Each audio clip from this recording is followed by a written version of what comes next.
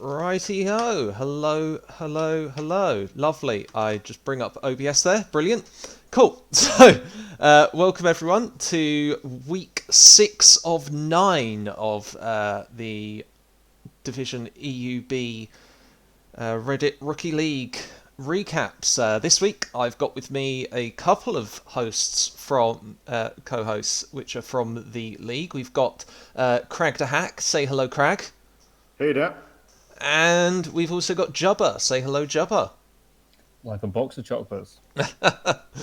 Brilliant, brilliant. So it's good to see everyone. I see Arakar was asking if this was from this GIF before was from one of the best of the worst movies I have every week. It was not. That's actually from a show that I absolutely love called Red Dwarf, which is always a big recommendation from me. Is watch Red Dwarf. In fact, one of the teams from Little O is actually based around Red Dwarf, so of course I've got to root for them. I feel like we've disappointed you now by none of us coming up with that. It's absolutely fine. I really like Forrest Gump, so you've got me there. and I like beer, so. Okay, you're not in the Book of Grudges yet. Yeah, okay. so we're all good there. I am though, actually, because in my division I'm playing as elves. That shouldn't be an automatic one. You know, elves make for good pillows and punching bags, so we don't mind those. So if you are like them, that's fine. Fair. Well, that's kind of how it's been for me. But enough about me. We're not talking about my division. We are talking about Division EUB, and I think that we just need to jump straight into it. And as funnily enough, the very top one, the one that we're going to go into first, is with our co-hosts, and it's the Junior Stouts versus Jubba's Gumps. So as per usual, I'll just run through a match report of it, interject as and when you wish, and then we'll have a bit of a discussion about it afterwards. I think the first thing to say is probably as we commented on the general chat. This was an interesting one because I went into it thinking these are dwarfs, they're going to bash me, and actually through a combination, I think. Well, actually, it was really just Nuffle, but we ended up doing a fair bit of bashing ourselves. So that was a surprising element. And I know that Crag came away from it feeling rather like he'd been wronged, as many of us are familiar with. And Yes, you've now been placed in the Book of Grudges. No. It's when it's Nuffle, you can be spared. The thing is, my dwarves deserve to all be turned into troll slayers because that was bullshit. So pardon my French, but my guys were like halflings. They barely any strength really in any of the hits. They went down extremely easily, and any of the both downs, which is one of the ways the dwarves try to even out the playing field by nullifying a third of block outcomes. They had no consequence.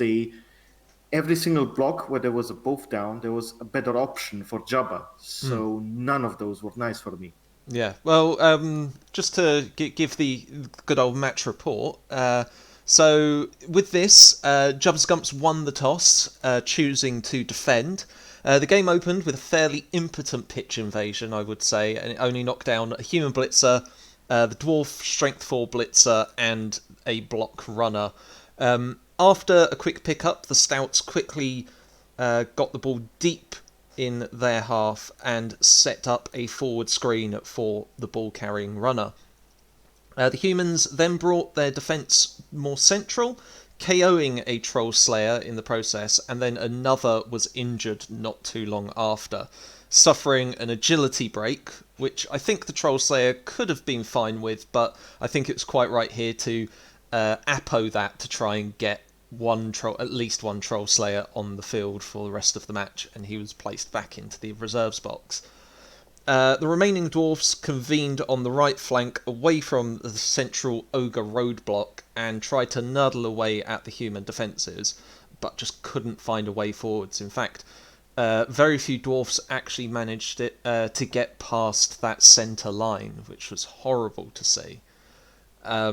This inability to push forward through the human defence eventually spelled the fate for the dwarves in that half, who were lucky to have their strength 4 blitzer survive a surf into the crowd before the clock ran down and the half ended with no score on the board. Now, I think this goes into what we were talking about just now, was that Armour 9 proved to be a completely fake statistic in that first half. Because by the end of the half, the junior stouts were down to 5 players left on the pitch. Which, you don't expect that, do you? Yeah, and someone commented in the chat, yeah, you're saying that I deserve to be nuffled for that comment, but It's already happened. It's already happened, first of all, and second of all, the Book of Grudges is for special occasions. It's when you really deserve it. Jubba had no fault. He was amazingly civil. He saw his streak. He didn't foul. He did a serve, but that was my fault. He's fine. He's a good coach. It's okay. I wouldn't share ale with him yet, but no grudging. I think when you got a strength 4 dwarf like that, you can be excused for trying to surf them. I think my Mighty Blow blitzer did a lot of the heavy lifting there, but I did get lucky with the armor rolls as well, and with the both downs, as Crag has said. Yeah, the Mighty Blow blitzer did his job pretty well. But yeah, so the second half started. Sorry, were you about to say something? Yeah. I would just say, across the board, it was clear from the first turn that Crag has a unique, and he warned me before starting the game, that he has quite a unique play style, and that he will play the game as a dwarf would. And I think that was sort of brought home. I think straight away his first bash, he piled on with the Troll Slayer. Yeah. And I think he piled on at every opportunity. And obviously, not having jump up, that sort of takes a player out, and doesn't always result in a Kaz or something. But it was clear from the beginning that this wasn't going to be an ordinary Blood Bowl game, and that may have worked in my favour as well. I was also somewhere between tipsy and drunk, possibly drunk in the second half. So, yeah, I play this for fun. It's not just for winning. I didn't mind this game much. Wait, you play Blood Bowl for fun? Is that possible? When you drink sufficiently, yes. But I would say that it did give it a different edge, and it was a very fun game. Yeah. Oh, absolutely. And also, chat's going mad.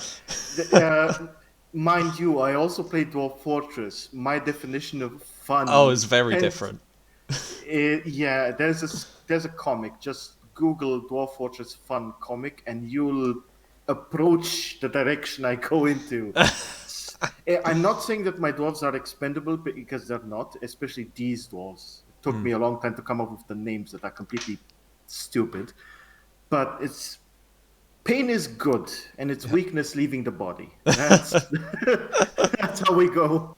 Brilliant. Well, the second half started with the stouts back up to 10 players and the humans at 11, which was probably not what the dwarves expected. Another pitch invasion then came along. So that second pitch invasion, probably quite unhappy about all of the dwarves getting their armour broken in that first half. And it stunned 3 dwarfs with only 1 human falling over. The Gumps then picked up the ball, handed off to a catcher, who then moved forwards into a cage, one corner of which consisting of the good old ogre. The Stouts pulled back players to form a light defence, and the Gumps could have opted to try and knock over a blockless runner to force their way through to the end zone, but instead set up their players in a way. Now, you might have noticed this, Jubba. You ended up having to do a double GFI to get the score there, which nearly failed, but the re-roll got it through. And yeah, brought the score to 1-0. I totally fluffed this, to be honest. Well, actually, I want to bring that up because I want to show kind of what I sort of saw immediately with this. But what were you going to say? So the first thing is that at this point in the game, having sort of knocked down so many dwarves, I think I was feeling pretty overconfident, and so I was kind of thinking, well, I'm going to score here as quickly as possible, and then I'm going to try and go for another score in his turn. But and that meant that I moved all of the other players around the guy with the ball in quite an odd way to try and get maximum casualties or something, and then scored with him. But I realised kind of halfway through, actually, it would have been a much better idea to stall and sort of set up the cage on the other side of the pitch or something like that. I think I was very lucky not to sort of regret that later on when he nearly scored at the end of the second half. Yeah, so here it is here. So we'll see, like, this is how it kind of played out when you're bringing players down. And I'll bring up the skills as well so people can see how this goes on. But yeah, you had an opportunity to sort of run it in fairly unencumbered. But yeah, when you started bringing guys around, which isn't necessarily a bad idea, if you were actually going for the stall play, you can kind of control this area. It's unfortunate, essentially being surrounded by dwarfs at this point, but you would have the ability to sort of control this area quite well. But yeah, and then this guy comes down. This fella runs around. And yeah, here's the... So I think here were you sort of looking at setting up a sort of screen or something along the side? Yeah, I think that was the case. And then maybe it became apparent that actually that wasn't going to work. Yeah. So I just had to run it in, unfortunately. Yeah. So we had the fall over there, and then yeah. So that was how it went.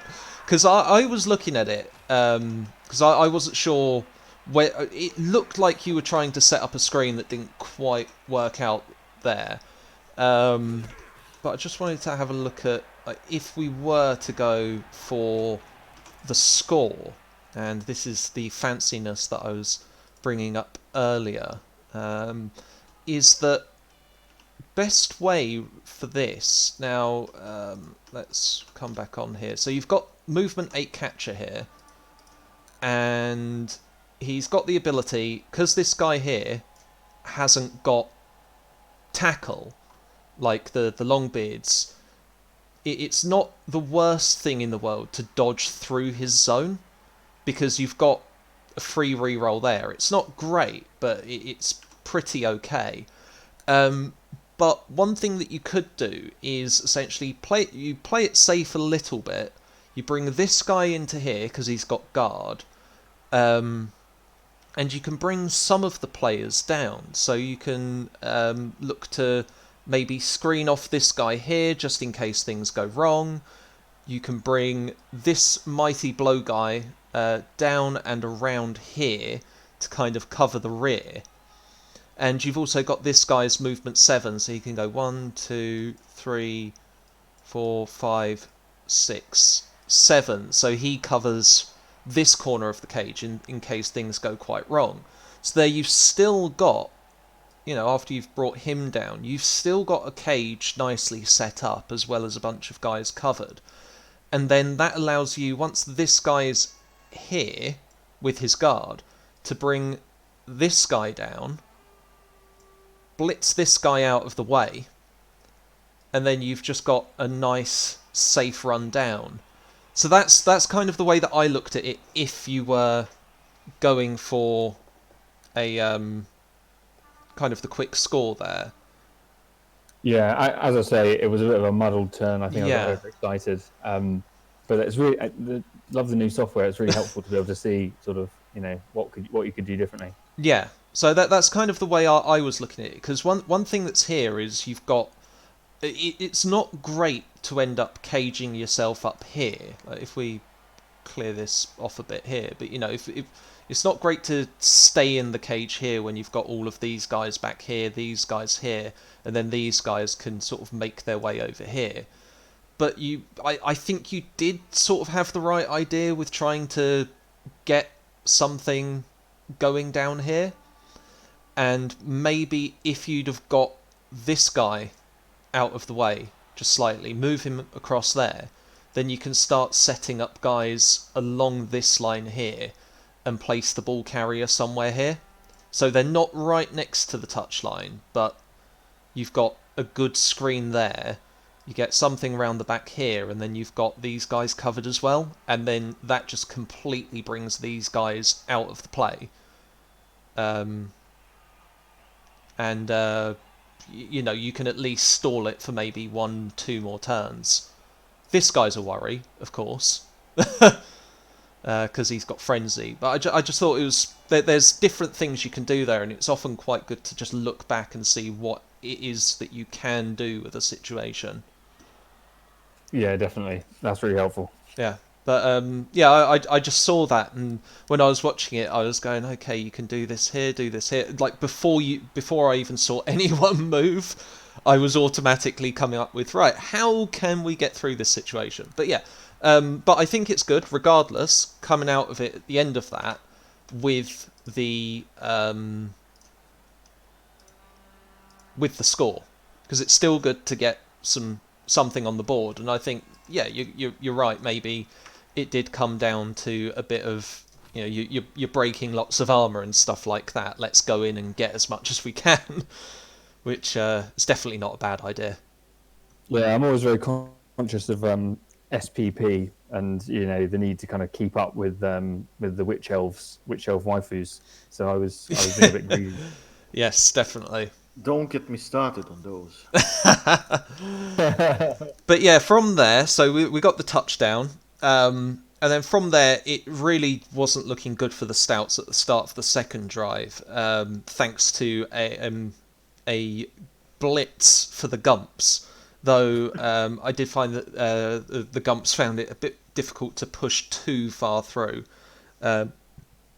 Following that, a runner ended up picking up the ball, and the humans punched through the centre, pushing a number of dwarfs out of place before basing the runner with a catcher who was immediately knocked over, allowing for the dwarfs to move forwards a bit. The runner was left vulnerable, however, and survived a 1-die blitz from a blitzer who was subsequently pushed off the field. The runner then... I don't know what was going on here, Crag. He ended up basing someone with... I think it was it was a human blitz, one of the human blitzers with the runner who had the ball. Do you remember that at all? I was on the edge by then. I was like, okay, it's like, okay, this is already not looking good. I was getting my armor broken. Nuffle wasn't having a good way with me with any of the dice, be it in my or his turn. He did a double GFI touchdown past those tackle zones. So at that point, I started to look more to the left where the beer was than to the front where the monitor was. And when I saw an opportunity to be cheeky, I went in. And it was just for good fun at the end. Because statistically, yes, of course, at any point, there are chances for things to go completely awry, and I wouldn't see this as a total dicing. No.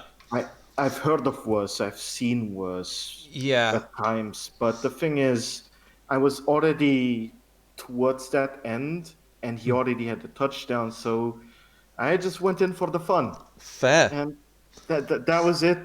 There's no point in, and he also was very civil because. He had a lot of luck with armor breaks. He didn't foul. Yes. He could have. Yeah. So I think you nearly got there anyway. You were pretty close to scoring by the end of the game. I think you were pretty unlucky not to equalise. I didn't throw it. I don't mean that. I still wanted to play properly, but when I saw that he wasn't a foul player, i.e. didn't feel too vengeful against the dice. Nuffle is Nuffle, and stuff's gonna happen. I still got enough earnings to put beer stands in my level 2 stadium, so I'm happy. Nice. But yeah, so but yeah, you're quite right, because over time both sides sort of battled it out for a bit, and it was looking like the runner was going to be able to push forwards, especially because some of the dodges from the humans just ended up failing, which was like at clutch moments was horrible to see. But eventually that runner did get knocked down, and that kind of spelled the end of the match, which was a shame. So that brought the final score to 1-0 as a 1-0 win for the Gumps. And yeah, it's been mentioned a few times here, but you can see it on screen. The Junior Stouts getting 12 armor breaks to 14 armor breaks for the humans. Just you wait until you see the dice. This is the only match I actually went to see the statistics, because I wanted to be sure that I wasn't seeing things. Yeah. But yeah, so similar-ish number of blocks that succeeded from both sides, with the Junior Stouts having a lot of the ball possession, which is quite unsurprising considering a fairly quick score from the humans at the beginning of the second half. Got a couple of KOs on that side, 2 KOs and 2 injuries delivered to the Junior Stouts, which again, you just don't expect it when you have humans v dwarfs. And such a shame about just the one person getting SPP from the MVP, whereas a fairly nice spread for the Gumps. It'll cure his hangover. But yeah, and then going into the dice, yep, there it is, 61% armor for the Junior Stouts, which is horrible. I'm trying to remember what that should look like, but I think it's somewhere close to 80%, maybe 83. Oh, yep. 80 towards 85. This looks more like Skaven. Okay, so I always get confused on these screens. The armor roll there is the rolls against your armor. Yes. Yeah, it's really weird how they do it, but for some reason you are rolling against your own armor and your own injury rolls, your own casualty rolls. So it's not the armor of the other side. So yeah, that makes sense. It's weird how they do it, but yeah, 61%. It's horrible to see, especially with so much armor 9. But as we know, armor 9's nothing. It's paper thin. Nothing for the Gumps. No, but yeah. So Imagine what we're going to do to the Wood Elves next week. Yeah. What's left of them? But yeah, but even when you look at it on the other side, 63% armor for the Gumps. Like, that's, again, way below what it should be. But it's just only 2 knockouts against the Gumps, whereas it was 4 overall. 2 knockouts and 2 casualties against the Junior Stouts. So a lot of stunning going on in that match. And yeah, that's quite unusual. So 100% for the injury rolls there is 100% not injuries. So presumably that's much better than you'd expect. Yes, yeah. I can't remember what the spread should be now, but yeah, that's basically saying it was 15 stuns in essence. I think some of that might have been. I can't remember if any of your guys got surfed.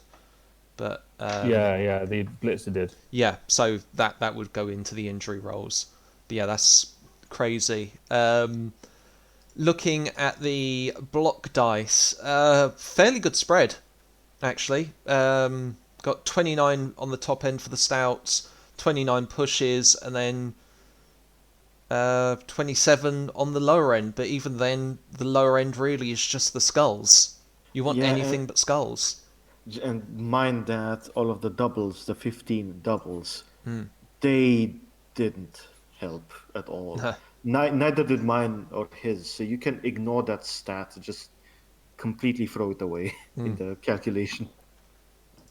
But yeah, so not bad block dice there. Whereas with the Gumps, we're looking at 38 on the top end, only 25 on the bottom end. So I'd say 13. Yeah. Yeah. So that's looking good for the Gumps. Like very weighted towards the top end, but still kind of weighted in the center as well. Because you should be expecting the top end to equal like the top end total or the bottom end total to equal the number of pushes if you've got a good spread. So yeah, that's some good dice there. But overall, yeah, I think it was almost a draw. It was so close to a draw, that match. The first half was a harsh one for the junior stouts, but I think the second half was hard fought by both sides, and I mean, in a fair world, it would have been a draw based upon that second half, but Blood Bowl isn't a fair world. Yeah, it's a bell curve that likes to dingle dangle a lot. So Yes, definitely. But yeah, it was a good quality match, that one. So yeah, well done to both of you for what was a very exciting match to watch. thanks. Good game, Jubba. Yeah, thank you. It was a very good fun. So yes, moving on to Handsome Runners versus Kitchen Hell. So for this match, Kitchen Hell started with a bribe and won the toss, choosing to defend. There was an opening riot in this match, so the fans generally don't seem too happy in these matches, it seems, this week. So both teams ended up losing their first turn. The match also took place in the rain, but this did not stop the runner's unskilled wolf from immediately picking up the ball. Things got a bit rough for Kitchen Hell when a block badly hurt one of the beastmen, whilst a foul that sent a zombie off ended up gouging the eye of another beastman, meaning they will miss the next game. Then, another block was thrown on a beastman, killing him, giving the Handsome Runners a nice new trophy zombie in Goat Biryani. At this point, the Apo was still not used, and I think a lot of that came down to the fact that all of these goats had no SPP. So, yeah, you've got Chaos Warriors on the pitch. They're a bit more important. Following on from there, a push happened in the centre. So there was a push through the centre, meaning that Kitchen Hell managed to take down the ball carrier. A ghoul then tried to get hold of it, but was tripped when moving on to the ball. Following a game of lovely shove bowl from the Chaos team, a wolf then tried to pick up the ball, got it on a 6, but then failed to dodge out, despite having the dodge skill. A foul then KO'd the downed wolf, and a bribe kept that player on the pitch. The keen-eyed ref then spotted a zombie foul, getting that zombie then sent off. There was then just a vanity pass to end the half to a Chaos from a beast to a Chaos Warrior, ending that half with no score on the board. I don't think I've missed... it's coming in this second half, of course. So things were looking pretty rough for Kitchen Hell. They were down to 8 players, whilst the Necro team were at 10 players with no key members missing. But a quick snap and a Chaos Warrior catch made things look a bit brighter on that rainy day. Kitchen Hell set up a central cage, which the Handsome Runners surrounded and tried to break into. Things were looking quite bad for the Chaos team as the runners started to surround them more and more, but then a solid hit from the ball carrier on the ghoul ended up killing him, and because he doesn't have regeneration, he's dead. No Apo, no Ouch. Regeneration, he's Level gone. 2 ghoul. Yeah, Yeah. that was a level 2 ghoul. That was Blodge Ghoul. nasty. Yeah. Personally, I have a personal hatred of ghouls.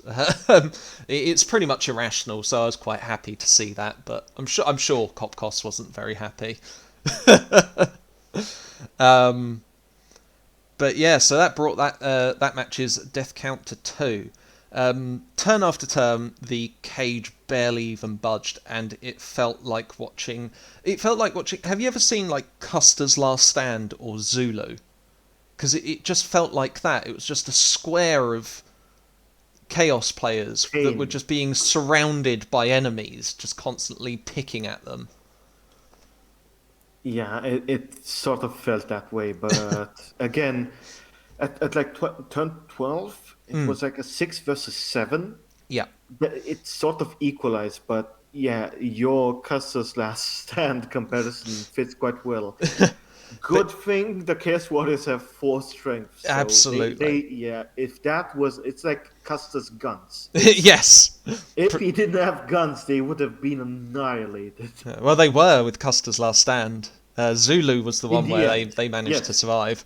yeah, but in the end, I mean, but Yeah. at that point, it didn't look too well. No. I'd be interested to look into the dice here because, I would have thought most of the time this would work out really well for the Chaos team because I've taken a Necros team in Upstarts and I find that they're quite fragile and it's quite easy to lose key players as Kopkos lost the werewolf and that can have a big impact on how you play.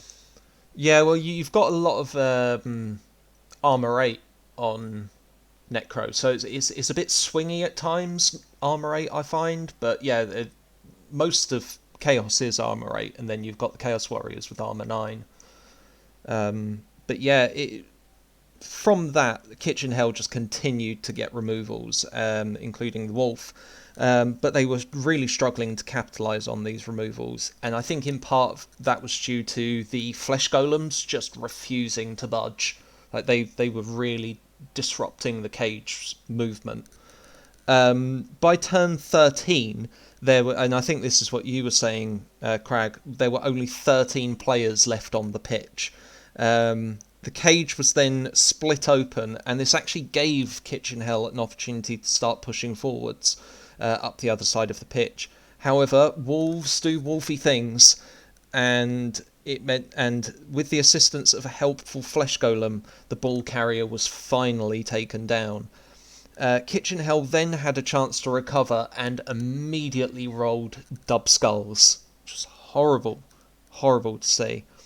And then, well, the wolf picked up the ball, ran far away, and then on turn 16 scored, ending the match at 1-0 to the Handsome Runners. But yeah, this was a brutal match. It was absolutely bloody, and I don't know what was up with the ref. Like, that guy she should be fired. Okay, Kitchen Hell, they bribe Handsome Runners.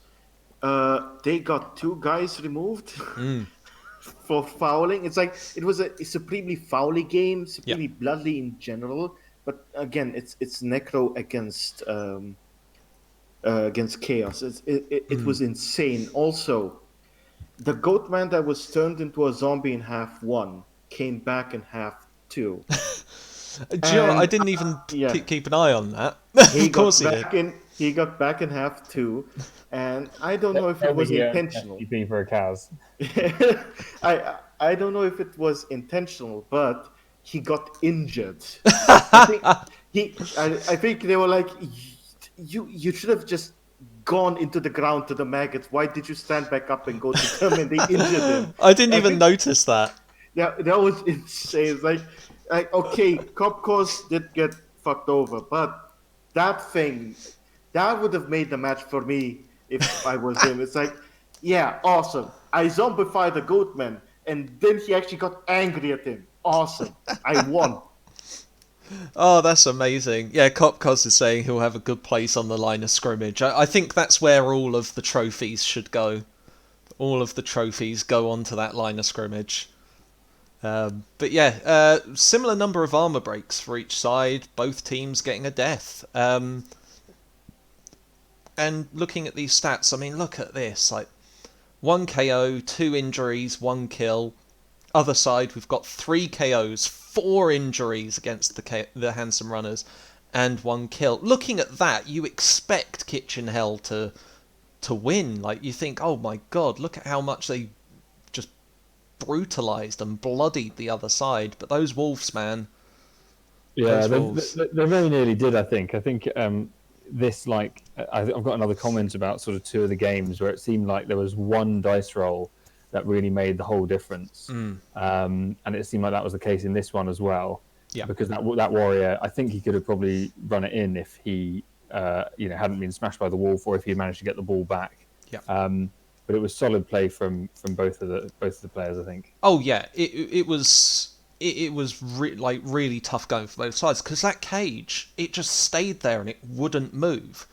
But it was like they weren't letting anyone in, but the other side wasn't letting anyone out.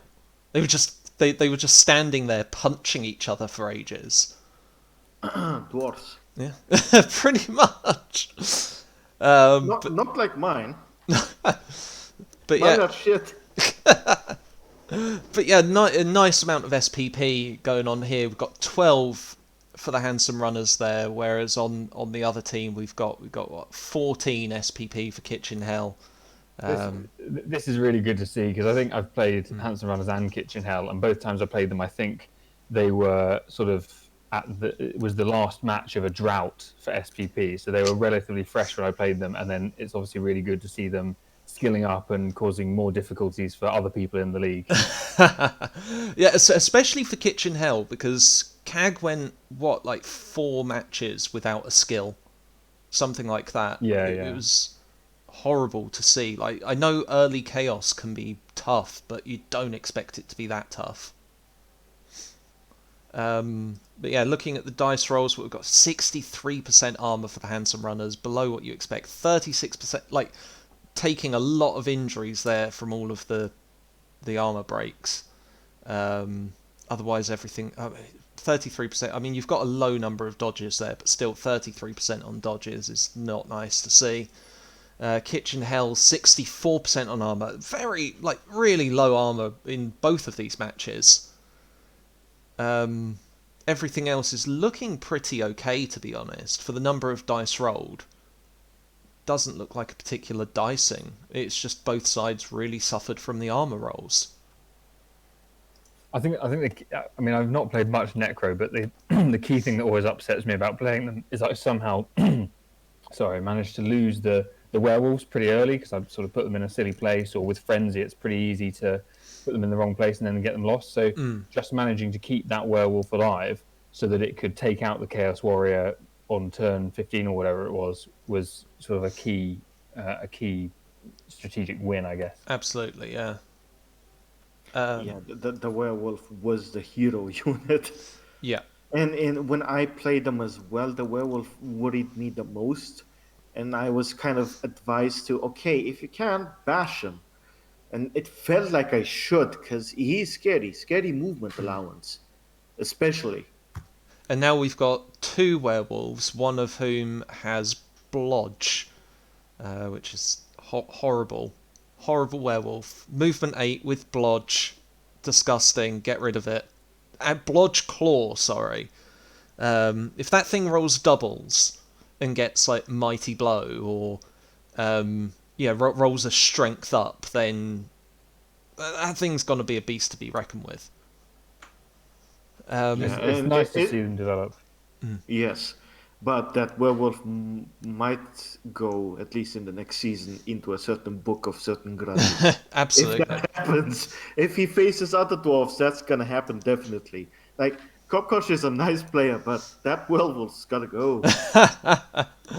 Yeah, but looking at the block dice, we're looking 23 on the top end, 24 pushes, then only 18 on the bottom end. So a nice little skew towards the top end for the handsome runners here, and the dice overall look quite good.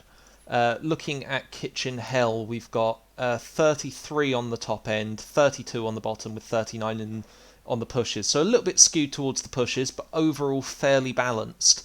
So I think once again, both sides really, like, the only real dicing, if there was one, would be on armor. But again, both sides are suffering for armor. But yeah, it was a well fought 1-0 there.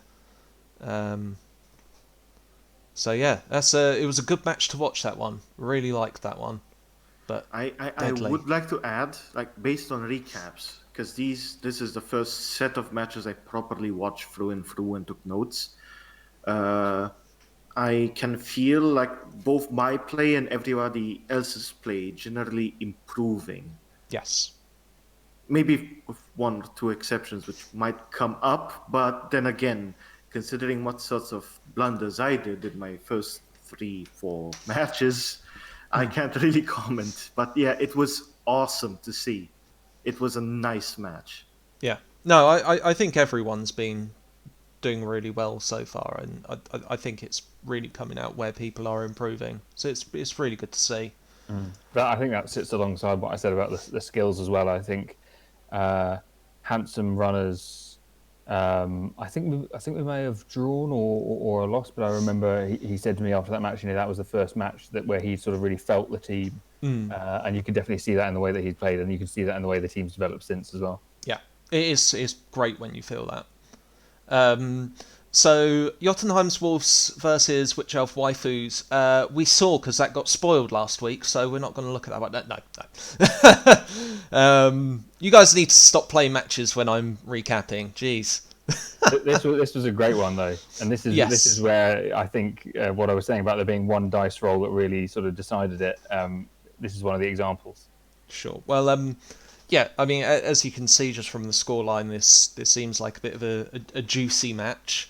So with this one, Jotunheim's Wolves, who, as we all know, accidentally deleted all of their rerolls recently and now only has one, had enough in inducements to get a halfling master chef as well as a babe, and that's with them taking on a journeyman as well. They won the toss and chose to attack. The Master Chef immediately did his work, taking both rerolls from the elves and giving them to the wolves, making up for those 2 deleted rerolls. An initial high kick allowed the wolves to catch the ball straight away with their runner, and they then caged in the centre. An elf foul expelled the kick line elf, whilst a Norse block and a blitz KO'd another 2 line elves within a short space of time. The elves responded in kind by KOing a Norscan lineman. The runner continued to move forwards, with Norscan setting up a light defence, and the elves began putting pressure on the ball. Instead of caving to the pressure, though, the Norscans knocked out another line elf and then moved the runner back in the field, back into the cage, whilst constantly fouling the mighty blow piling on Blitzer, but they never quite succeeded at that. On the next turn 5, the runner would then hand off the ball to a Berserker, who would then score, bringing the score to 1-0 to the Jotunheim's Wolves. So I liked the movement back into the cage there, actually, because you didn't want to be scoring too early. You want to draw it out a little bit. And you could tell that T-Man was trying to get that effect. He was trying to put pressure on Arakar to score the early touchdown. Absolutely. Yeah, and the ref was very, very good in this match, unlike in others. He punished the elves, but allowed the Jotunheim Wolves to try to bash the living crap out of the elves. That didn't succeed, sadly, but it's good to see a ref that properly reads the guidelines and goes along with the guild rules. If they're beefy and big, just look away. If they're elves, immediately just expel. Absolutely.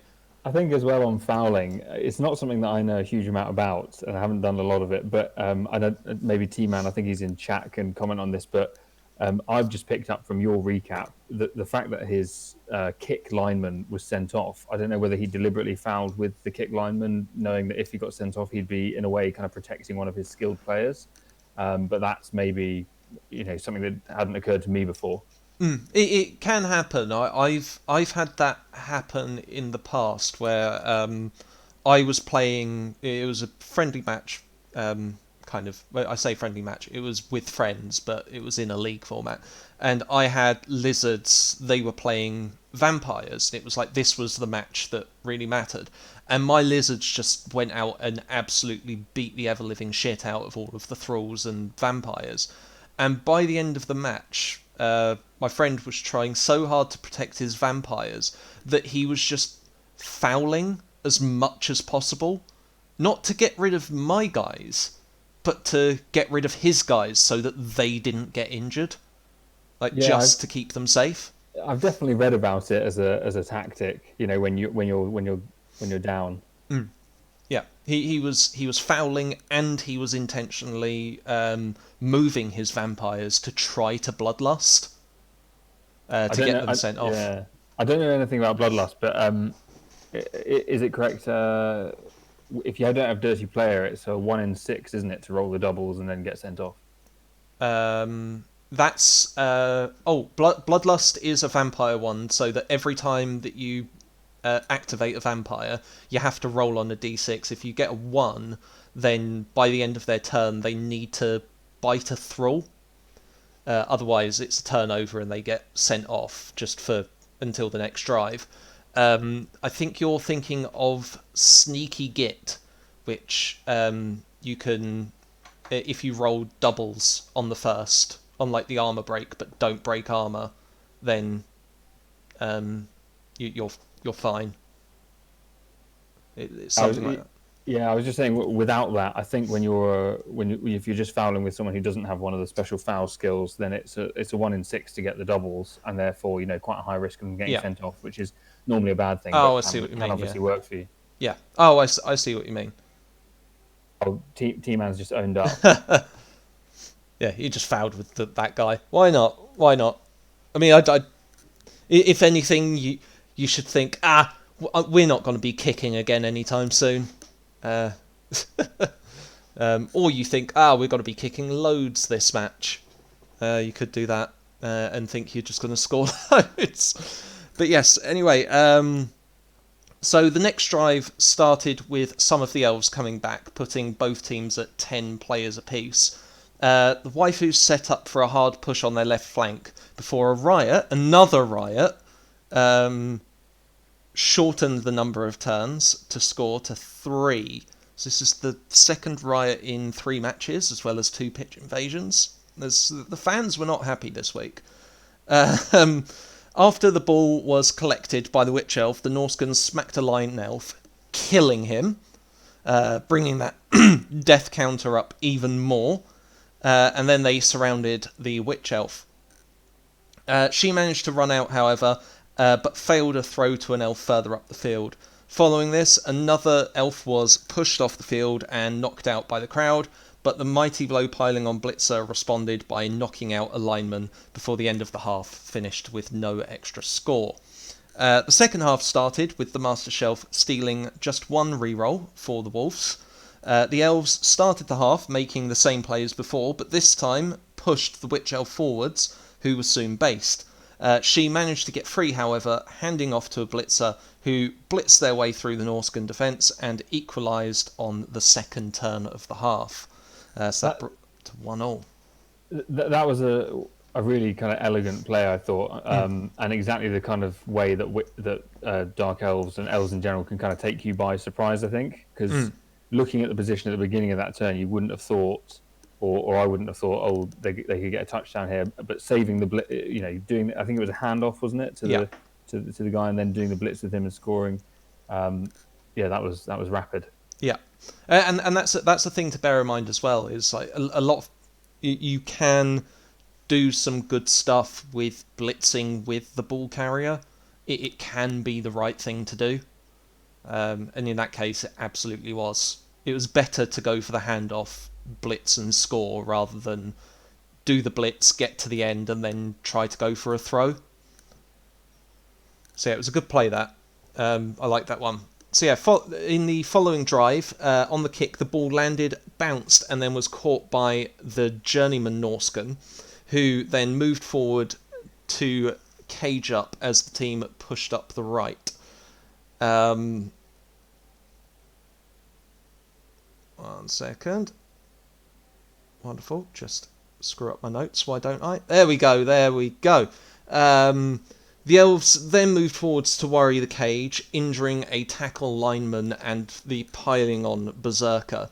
The Norscans handed off the ball to a nearby berserker, but they were soon knocked over and the ball fell to the floor. Norscan pick-up attempt failed, but the ball bounced to a free lineman who moved up to hand off to a runner, but their hands were obviously a bit greasy because they just couldn't get the ball and it fell to the floor. Both teams fumbled with the ball for a while until it fell out of bounds and landed far, far, far away from any of the Norscans, but quite close to the Norse end zone. this is exactly what I'm talking about. I think this happened in one of the other matches where people got. I think it was exactly the same circumstance where someone was trying to pick it up on the sideline. It really showed the kind of risk in doing that because it then ended up, as you say, on the other side of the field, and the worst happened. So just really bad luck. Yeah, that was it. That spelled defeat for the Jotunheim's Wolves, who just the Witch Elf Waifus ended up picking up the ball and scoring, bringing it to 2-1. They did not deserve that. Could have definitely done with them getting at least one draw. Yeah, but yeah, that was it was a tense match, and I think it was swinging either way, and it's like it didn't just come down to like one dice roll. It's like if only that handoff had worked, that would have been it. The pickup, if that would have worked, then that would have been it. There were so many. There were just small things that really screwed it up, and then handed that win over to the Witch Elf Waifus. Some of the Norse defense was also a bit questionable. I understand sort of the shape it had, and yes, the Norse have okay movement allowance, but the sides were way too open. And before this touchdown, he could have the Witch of Waifus could have been 3-1, not 2-1, if they weren't unlucky there. Yeah, because the Norse were just way too open on the sides, and I learned that the hard way against the elves. Both these knife ears and the woodies, don't leave your sides open. It sucks because an elf can just rush through, and you can blitz them, and if Nuffle doesn't like you, that elf's gonna stay there. They'll catch a ball and get a touchdown. I'm not sure if also going back to the play where the Witch Elf Waifus got the blitz touchdown.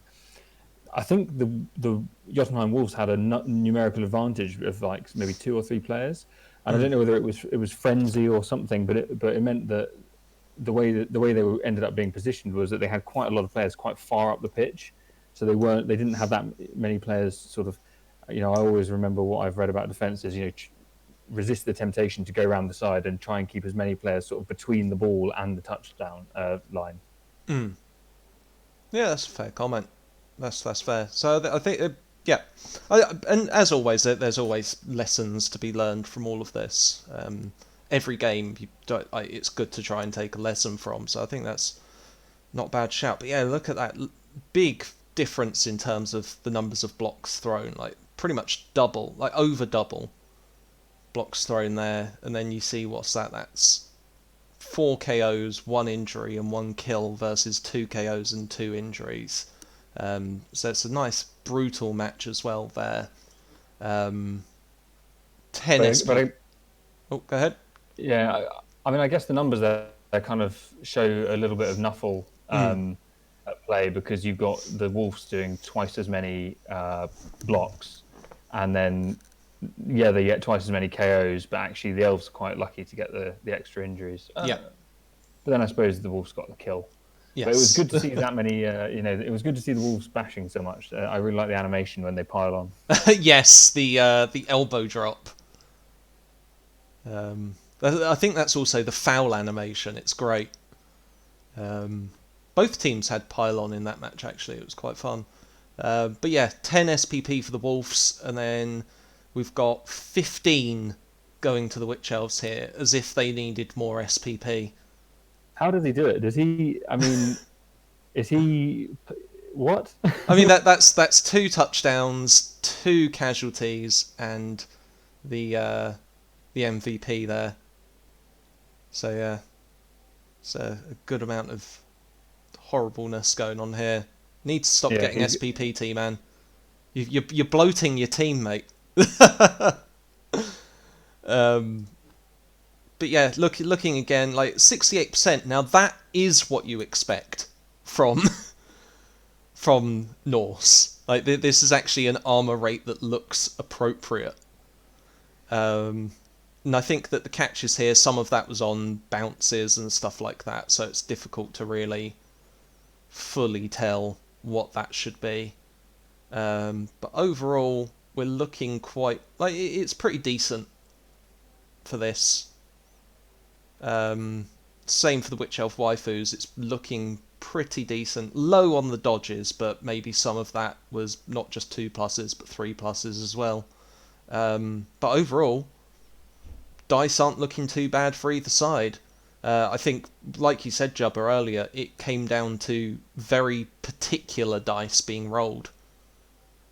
At certain, like, 1 or 2 dice really changing things massively. Block dice, we're looking pretty good for the wolves overall. The skulls are really the only problem, but you've got to be concerned about both downs with your Ulfwerener. But it looks good overall when you're looking through the actual results. Looking at it for the waifus, very few blocks thrown in total, but trending towards the top end, though it's so few, it's barely worth kind of building out a bell curve for. But yeah, so it was a good match. That I think going through it as it is, we kind of have already 3 really good matches. Yeah, absolutely. It's really interesting to see how the TV difference. I mean, you mentioned bloat there, how that's starting to affect the matches. So, taking the Halfling Master Chef, obviously, I mean, if I had lost my 2 rerolls, that would upset me quite a lot. And in the end, it was okay for T-Man. But it's an increasing kind of thing that we have to sort of factor into the matches is, do I want to actually spend this gold and give the other bloke a wizard, or what inducements do I want to take if I'm going up against someone who's got a lot more SPP than me? Definitely. Yeah, it's a risk management game. It's like in poker. You make your own luck. So of course, Nuffle can completely destroy you, but at the same time, if everything's going to be average, if you take these TV advantages and eliminate the other team's rerolls, imagine that for a dwarf. If he had to roll constant double downs, and I just completely destroyed his rerolls, I would be at a massive advantage. As an example, that would be the extreme. So just adding these things up, like adding up tackle zones, removing rerolls, eliminating certain dangers through the block skill on certain players, that would be the main way of achieving things in this, as I see. And TV can really help with that. Later on, when we see the Rat game, and this, as far as I can remember, they had a lot of inducements, including a mage, and that made the difference. That kind of broke through, but we'll see. Yeah, we'll get to that in a bit. So yes, the next match, no longer a wooden puppet versus the buffed hooves. It's woodies versus chorfs. So within this match, no longer a wooden puppet would be starting with 2 journey elves. Which just goes to show that armor 7 for the woodies, it's definitely getting them hurt quite a bit, but it's what you expect when you play as woodies. The no longer a wooden puppet won the toss and chose to defend.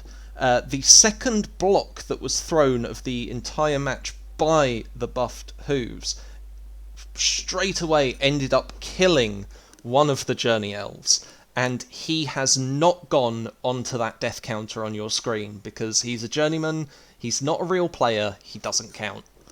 We're only getting team members killed counting towards that. After that, a hobgoblin ended up collecting the ball and moved forwards into a cage, but that was not before injuring the strip ball war dancer. The strength 4 war dancer was still standing though and jumped into the cage, taking down the ball carrier before running away. But then the hobgoblin just picked it back up. The woodies took the game to the chorfs though, injuring a bull centaur who was then appoed back into the reserves box before the tree ended up injuring a hobgoblin. As revenge, the chorf ended up KOing a journey elf before another chorf knocked down the tree and killed it as it fell. It's been horrible. Appo happened. That was really satisfying. So that was really satisfying to see because I think Ard dedicated a lot of dwarfs to Yeah. knocking down that tree, Yeah, it was. and it Yeah, was good to see him get the best result you can get out of that, I suppose. And he didn't even need the claws. But yeah, the Apo happened, and ended up failed. re-rolling into dead. The apothecary was clearly The not a worst. tree surgeon, and so No, that yeah, I was thinking, okay, he felled the wood and he didn't have any wood glue to fix it up again. yeah. So So Pinocchio has been well, he no longer has his wood. It's a sad time for That would be Pinocchio. dramatic. Yeah, he's gone the way of the castrati and then some. He's a eunuch now. Poor old Pinocchio. now he only has one bit that grows. But yes, the elves then did what they could to hold back the buffed hooves, and the ball carrier ran around the side but failed a GFI, falling to the ground and dropping the ball. After that, the wood elves recovered the ball and started to run up the field when a blitzing bull centaur ended up taking him down, stopping any chance of any score being put on the board in the first half. We did, however, get to see, and I thought this was lovely, a nice pass from a chorf to a hobgoblin. Very unexpected, but nice to see. I think that sums up this matchup. I mean, it seems to me that the big advantage of wood elves, particularly, is sort of running around, short dwarves who can't move very far. But with the bull centaurs, that's really kind of removed, and especially because they're strength 4. Yes, absolutely. Ard's just said, is Jubba's ogre the last big guy in the division? I think he is. Though I don't.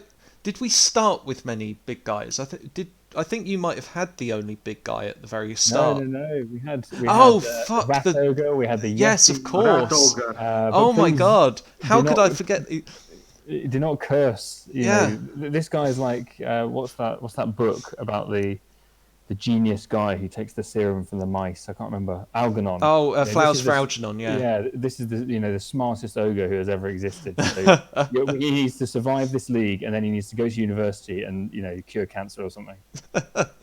Oh It's gosh. sort of like the commentator. Yeah, you've got the Bob Whitford. You've got the Khemri as well. We've got 4 Tomb Guardians to consider, but yeah, it's I mean, if they can't really stupid or bonehead, are they really big guys? They are. They're strength 5. But yeah, so there's a lot of death still to go around. We'll see where that goes. So yes, the second half ended up with 7 elves up against a 10-man chorf team. Pitch invasion again. Fans not happy. Looked quite scary, but all it did was stun a single line elf. The chorfs started to push hard at the elves, abandoning their backfield, which meant the woodies could hand the ball to a lineman and charge forwards. But of course, and this goes with what you were saying there, Jubba, bull centaurs have sure feet. So one of them ended up basing the ball carrier, and then a hobgoblin ran in for a 2-die blitz, getting the ball as it bounced towards him. The hobgoblin then moved forwards, handed off to a bull centaur, who then continued forwards with the ball and then scored, bringing the game to 1-0 to the buffed hooves. Start of the next drive, the war dancer got the ball and ran into the chorf half with only a fairly light defence.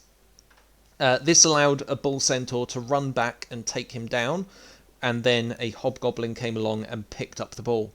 A sculled 1 die on the ball carrier protected the hobgoblin and let him move further forwards into the woody half, and then on turn 16 he made a re-rolled GFI to get into the end zone, bringing the final score to 2-0 to the buffed hooves. But yeah, that was a match and a half. Yeah, so this match taught me like what Chaos Dwarfs really is about. It's, yeah, of course, blockers, those would be the backbone. But then with SPP, they could get claw, so suddenly they start killing. And if you dare do anything funny, there will be 2 very large bull centaurs that are going to trample you flat.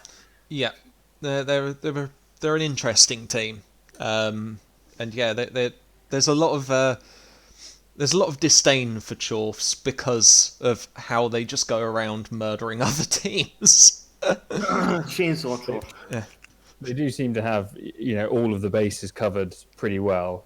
I was certainly pretty daunted before my match against them. Yeah. And I guess the other reflection is, and I'm very new, so probably this is obvious, but the Wood Elves seem to either do really well and score a lot, or they sort of get bashed to pieces, which is helpful to know. Yeah, it can happen, but the thing is, Wood Elves have that elfy goodness where you can get rid of 7 Wood Elves, but there's 4 on the pitch, and that's all they need. Yeah. I think I remember while I was watching this one as well, there were quite a few times where both the players got quite unlucky and sort of rolled 2 1s for a 2-up dodge or something like that.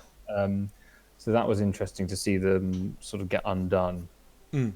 Yeah, that sort of stuff happens. It's horrible when it does. But yeah, looking at the dice, you can see, looking at the stats, you can see that not a whole lot of blocks succeeding overall, but a lot came of those blocks. We've got 1 KO and 2 injuries dealt by the Woodies, whereas the Buffed Hooves, 3 KOs, 3 injuries, and 2 kills.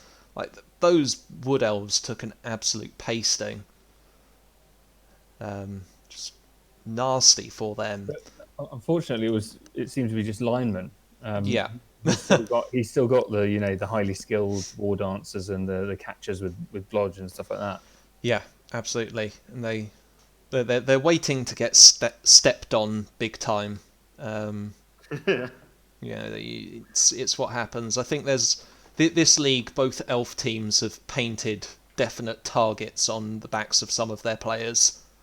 I think they did that since the first match. Since I think the first match in this league was me against them, and that resulted in 2 war dancers just passing the balls amongst them yes. like 5 or 6 times. Playing a nice game of catch in the backfield, yeah. While on the other side there were 8 dwarves repeatedly fouling 1 guy, and he only got stuns, if anything. I remember that one. Sucked. But yes, moving on, SPP is looking quite nice for both teams. We've got 11 for No Longer a Wooden Puppet, though unfortunately 2 of that went to Pinocchio's Wood, so that's 9 overall really.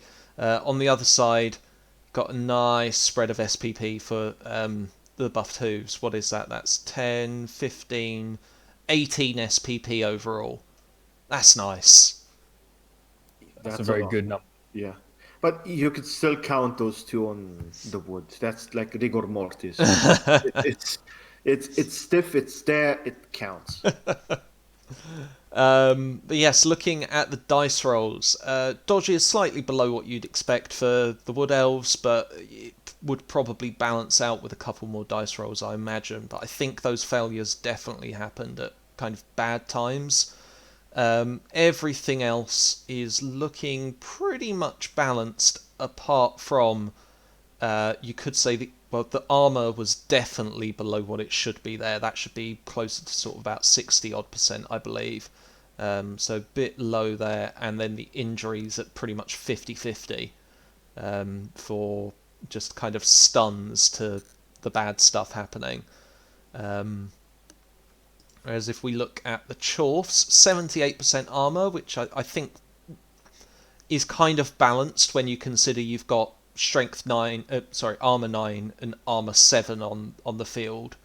So that kind of balances there.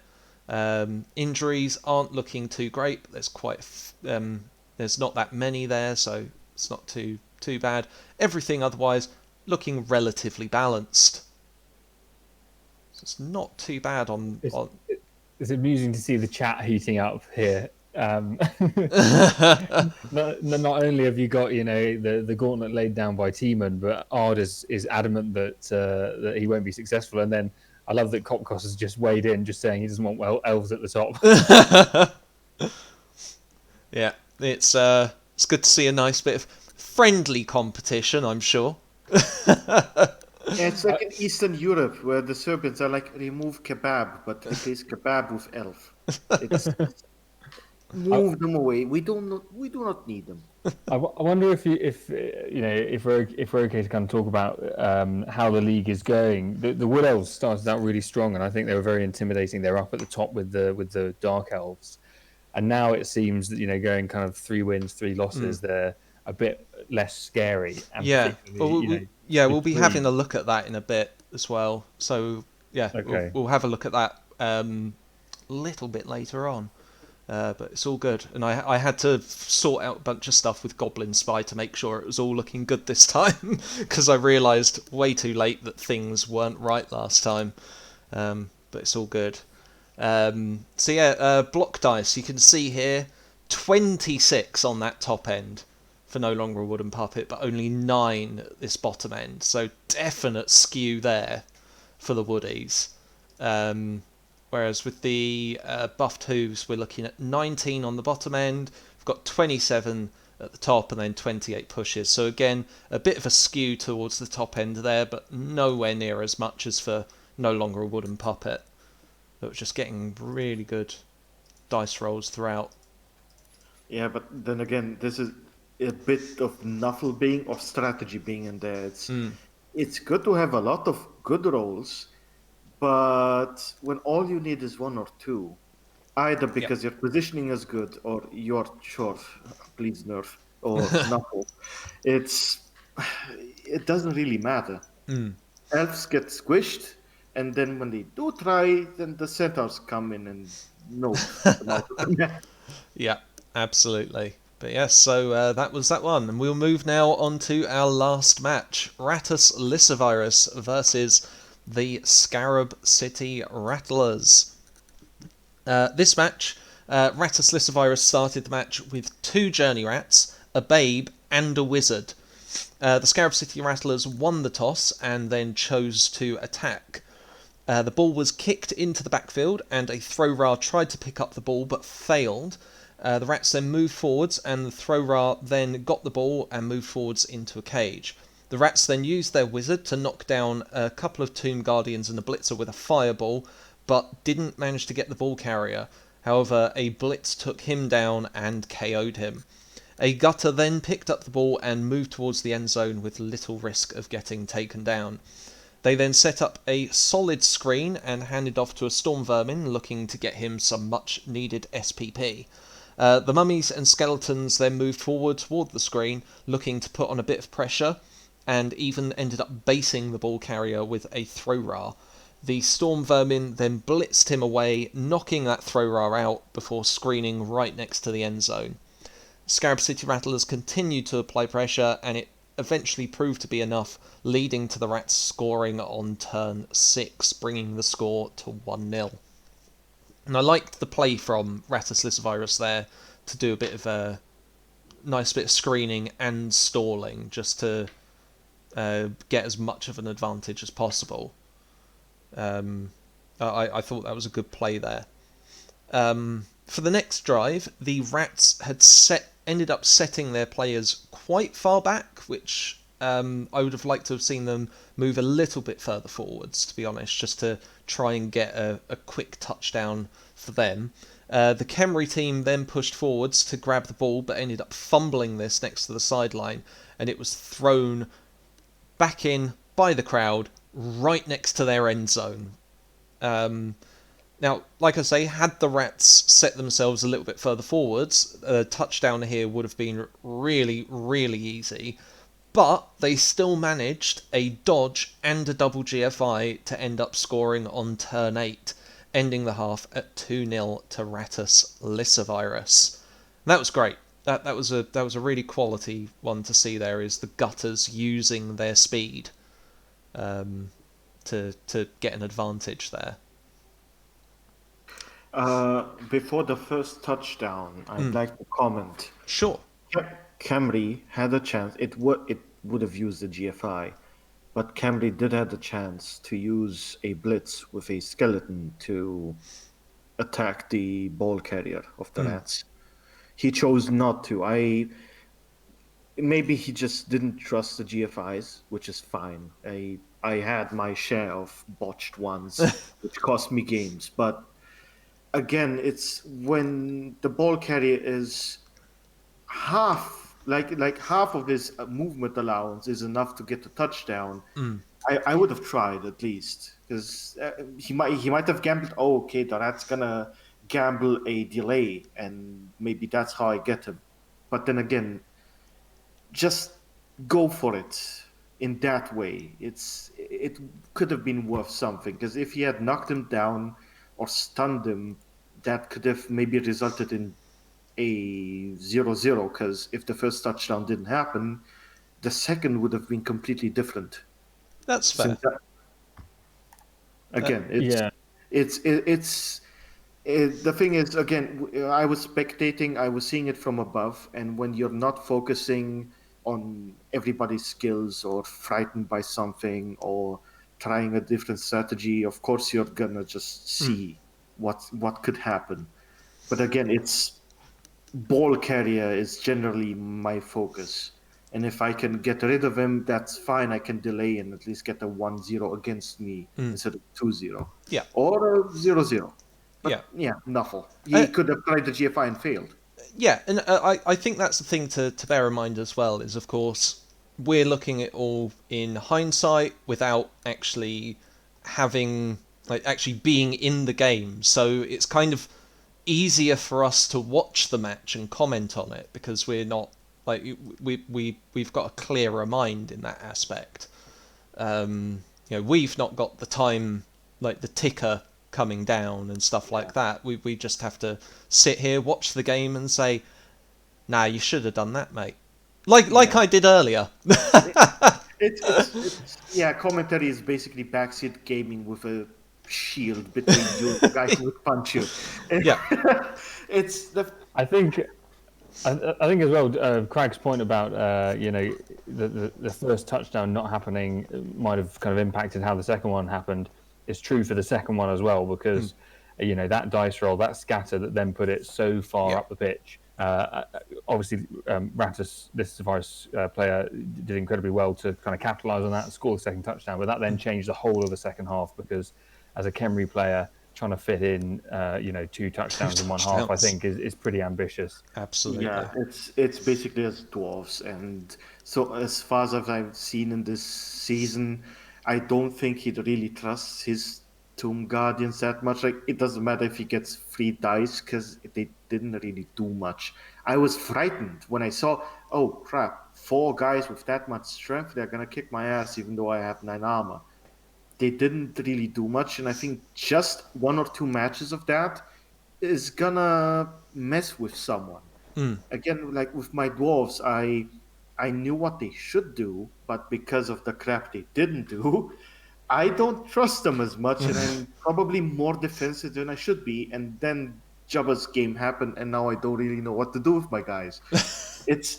And then the let's not forget the wizard. The ball carrier didn't get knocked down. Yeah. 2 Tomb Guardians got knocked down. 1 was out of range. The cage wasn't perfect. 1 resisted. But then the ball carrier got blitzed. That sucks to witness. It's like when you see that happen, Yeah. Oh, yeah, great. He might have not even cared about that half anymore. He was like, fuck this. He's gonna get 1 touchdown. Next half I'm gonna get back, but then the rest. And it can happen. That can happen to you. But yeah, well, talking of the second half, that one started with a kick to the Rats, who then picked up the ball straight away and handed off to the 2 heads wrestle gutter. The Khemri set a wide defence, looking to avoid the gutters charging through. Skaven managed to injure 2 skeletons, weakening the defence, and the Khemri team maintained their wide defence, slowly moving forwards, but they did eventually sort of start to weaken one of their sides. This allowed the Rats to start moving players round the back of the Khemri advance, and as they pushed harder, they made a pass and a handoff play to the ball deep in the Khemri half and screened them off. And to be honest, I'd have probably called a 3-0 win there, but they continued to play around in the backfield as the Khemri side moved up and then ended up blitzing the ball carrying Gutter, who had just caught the ball following a bad handoff. And that was pretty much the end of the match, ending 2-0 to Rattus Lissivirus. So they came very close to a 3-0 win there. But were playing around with the ball and it ended poorly for them. I think the playing around was fine because he was grinding SPP because he lost in a Rat Ogre earlier, like 2 matches ago. Yeah, 2 matches ago. And he got a lot of injury. It's rats. You're going to get smashed. The thing is, yeah, it's fine to do those passes, but okay, there's like 7 passes. I didn't quite count, but that's how I feel that it was a lot. But then at the end, okay, he gambled with a GFI. I think he looked at the movement area of that thrower and gambled for it. Okay, it got knocked down. He could have grabbed the ball and then gone with dodge to the end zone. But instead of doing that, he positioned a rat next to a Tomb Guardian and then did a one or two dice block that ended in a skull instead of just going for the touchdown. Yeah.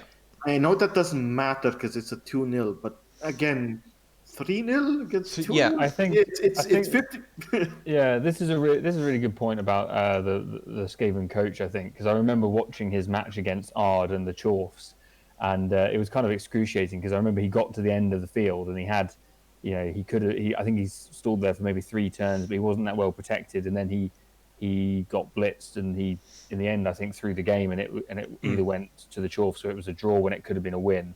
So he's definitely willing to make those gambles, but perhaps sometimes it is better to play it safe. Yeah. Yeah, I've heard of what happened. I haven't watched his previous games. What I also heard is that in the game I had with him, because he didn't have a Rat Ogre to be proper bashy with, he started to play better. Yes. But I think he started to miss his Rat Ogre and got bashy again. For some reason, it's really a temptation. I think when you're, I'm very new, but especially when you're new, you really want to just bash things, don't you? Like, Yeah. If you come from playing other Games Workshop games, it's mainly about removing pieces. So it always feels good to have a chance of knocking something off the pitch. Yeah, generally, it's when you have 11 guns pointed at you, it sometimes is better to take out one gun than hurt 2 of them, as in knock them down until they'll come back again. But this could also happen to a player who just maybe the way I play when I'm mostly drunk and try to just have fun, maybe in the same way he doesn't care and he has rats and he wants to bite every single thing on the planet in the ass, and he has a rat with 2 heads, so he can bite twice. So maybe he's going for that. I'm not going to judge. It's just, again, it could have been a 3-0, which could have been probably the best match ever, like in maybe in this, at least in this league, because I don't think there was a 3-goal match. It's been yet. tight. Yeah, it's like it's not like when you look at the regular REBBL where there's 7-0 for who knows, God knows what the reason. I can't even understand how those guys play. Well, there was one today in the Big O. The streamer called Sir John, and he ended up getting with his Dark Elves against Chaos a 7-0 win. I think that's the one I saw today. Yeah. I checked the scores. He got, there were 2. There was a 4-0 and a 7-0. How do you get 7-0? Apparently, it came down to a Beastman with Leap kept dodging away from a diving tackle piece and instead of leaping. I think they had like dodge, agi, and leap. So that the ball ended up on the ground there, allowing the Dark Elves to score. But there was just Sir John is just a really quality player. I've seen him play a few times, and he's great. It's also Is this in college? No. No. This is a major. It's like when you go up there, it's like holy fuck. It's in college. A dwarf team can get a 2-turn touchdown with a blitz. they can get that if they're very, very, very lucky. But in anything major, when you see the sort of skills they have, like, okay, not even major. It's like I think Geo, the dwarf coach, is in minors. I'm not Yes. sure now. I think he has a troll slayer with 5 strength and another with 4. Yep. So imagine thick skull, block, frenzy.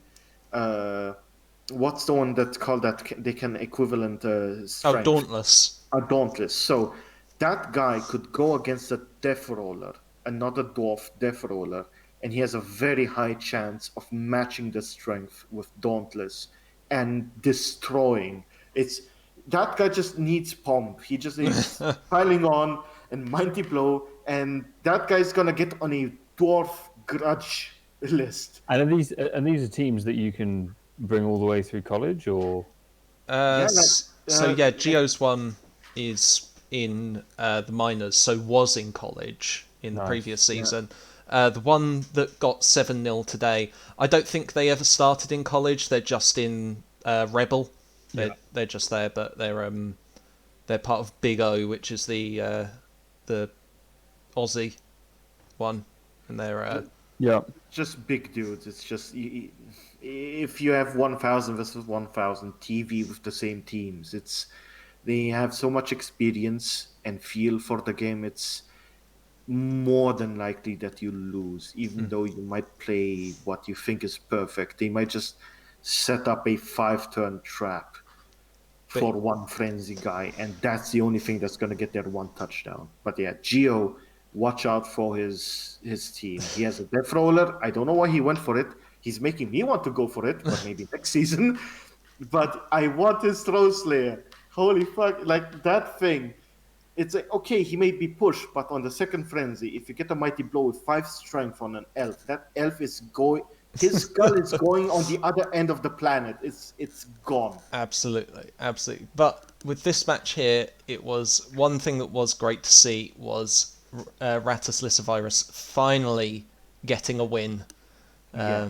Their first win of the season, and again, we've got 21 blocks that they threw, but good, like 3 KOs and 2 injuries from them. 40 blocks thrown by the Scarab City Rattlers, but only 5, from that 5 KOs. I was going to say only 5 KOs, sorry. But when you look at the 6 like good armor breaks here, 5 of them were KOs and only 1 of them was an injury. So that must have been somewhat irritating for the Khemri team. And look at that amount of SPP there. That's That was the passing, yeah. 19 SPP in total there to 7 for the Scarab City Rattlers. Dodge looking alright. Their armour not where it needs to be, 57%. But everything else is looking good for the Rats. Whereas Scarab City Rattlers, I think we've got 24 GFIs. My God. And then That's a bit like what T-Man was maybe saying when he reviewed this guy's last match, that he sort of will play, will take the GFIs even though they're possibly not the best, all the time. Yeah, definitely 55% armor. Horrible. You don't expect that at all. But everything else, I mean, 20% rate on the pickup, 44% on the injury. It's some of these dice just look like they're horrible for him. And the crucial one, I think, as well, was that throw-in. Yeah, absolutely. Looking at the blocks, we've got 13 at the top end, 12 in the middle, and then 17 at the bottom end for the Rats. But it looks like it all came at the right time when you look at the results. Compared to Scarab City Rattlers, we've got 31 at the top end, we've got 33 at the bottom end, and then 32 in the middle. So very balanced dice rolls in total there, and it's looking pretty good when you scroll through for the most part. Yeah, for the Rats, the thing is, again, they have a lot of cannon fodder, so you could apply a little bit of a coefficient to those negative ones because he's gonna take the bad ones because all he needs is two gutter runners getting past. It's like the elves. 4 elves are enough for a full dwarf team, not the trough because centaurs, but rats are dangerous. They are Yeah. very dangerous. Just particularly if he goes for that many GFIs and Yeah. it went. Yeah, it went. Absolutely. Well, now looking at, we're going to look ahead and hopefully this works. Trying out. So, yep, that's all good. So, yes, this is the look of the leaderboard at the moment. So, as you can see here, Witch Elf Waifus right at the top there, but closely followed by the Buffed Hooves and Jubba's Gumps. Then we've got No Longer a Wooden Puppet, Handsome Runners, Junior Stouts and Kitchen Hell not too far behind, but I think, again, I've said this week on week really, but we're starting to see a bit of a spread coming here. Unfortunately, whilst I haven't looked at the coming matchups, but it looks to me as though it's very, very unlikely that Jotunheim's Wolves, Scarab City Rattlers, and Rattleslitter Virus would be able to get the number of points required in these last 3 weeks to get to number one, and I think it's looking even more difficult for the middle of the table there. So that there is a potential that those 3 or 4 that we're seeing at the top here one of those may end up be going to the playoffs. T-Man's clearly taking this all very personally, given his comment in the chat. Yes, we do have the Chorfs completely undefeated, but yeah, it's going to be an interesting few weeks ahead. But it is looking as though it may be one of those top 3 teams that goes off to the playoffs, and even then, I believe that. So it's the number 1 goes to the playoffs, but then various second place teams will also be going. I'm not entirely sure what the criteria is there, but I think it might be something to do with points, and it's interesting to compare this this group to some of the other ones because we've actually, I think, been fairly evenly matched, and what that has meant is that actually our points are relatively lower. So T-Man, who's leading, has obviously got 4 wins and 2 other results, but I think there are other groups where the top 2 guys might have won all of their matches, but obviously it would be great to get 2 of us through. Yeah, definitely. That would be really neat, actually. But yeah, it's interesting to see here. I think that we're probably seeing top 3, maybe top 4 on this table going ahead. But I think that personal feeling is it's probably going to be one of those top 3. I think. Sorry, you go ahead. The Woodies, they lost a 3. They already had Journeyman. They got completely smashed this match. I think the only way they're gonna get through is if they win every next match. But that's not unforeseeable when you're Wood Elves. And one of the interesting things about this now, I don't know how often this happens, but like the next 3 matches, I think Witch Elf Waifus are playing both Buffed Hooves and myself. I'm playing No Longer a Wooden Puppet. So lots of the teams who are kind of like in contention will be playing each other, and it'd be interesting to see how the points kind of land. In my case, next match is gonna be against the Buffed Hooves, and it's gonna be a blockfest. And I'm thinking that okay, the claws on him, maybe the centaurs are going to work against me. But if I win that one, and then I'm up against Jotunheim Wolves, maybe I can climb a bit. But it's all about the next one. So if I lose, what I'm hoping for is okay, they're chaos, but at least they're dwarfs. I'm hoping for the Buffed Hooves to smash flat the Witch Elf Waifus and go ahead, if anything. Because I'm already below, like I'm like in the middle there, but sort of like So I'm hoping for them to go ahead. That's exactly what I need as well. Yeah, it's looking tight, but it's going to be an exciting next 3 weeks, well, 3 weeks of play, I think that we are going to be slightly disrupted by the Christmas break as well. So I'm not sure how that's going to look going forwards. I'm sure someone will, in the admin side of things, will let us know. But yeah, let's go back and have a look at the teams coming up. So you should be able to see the list of teams playing next time. Good.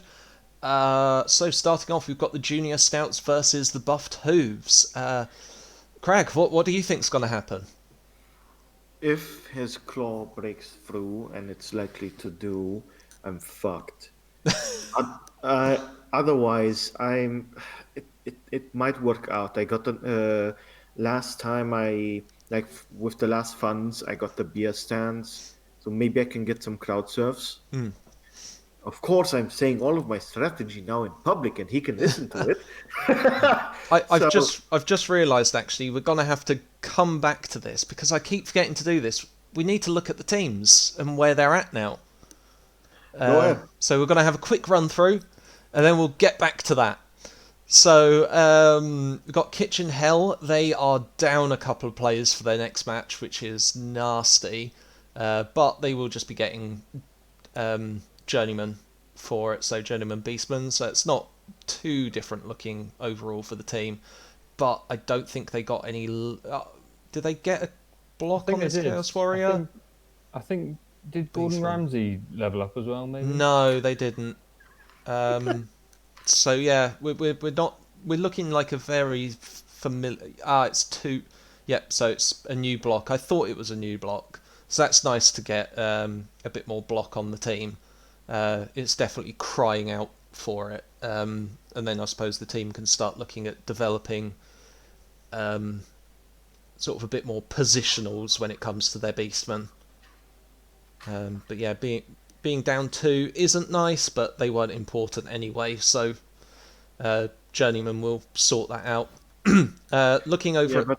Oh, go ahead. Don't forget that Journeymen have loner. Yes, exactly. And when you lack block, the lack of reroll applicability of some of them or extra cost of dice rolls, that could mess with him. Oh, absolutely.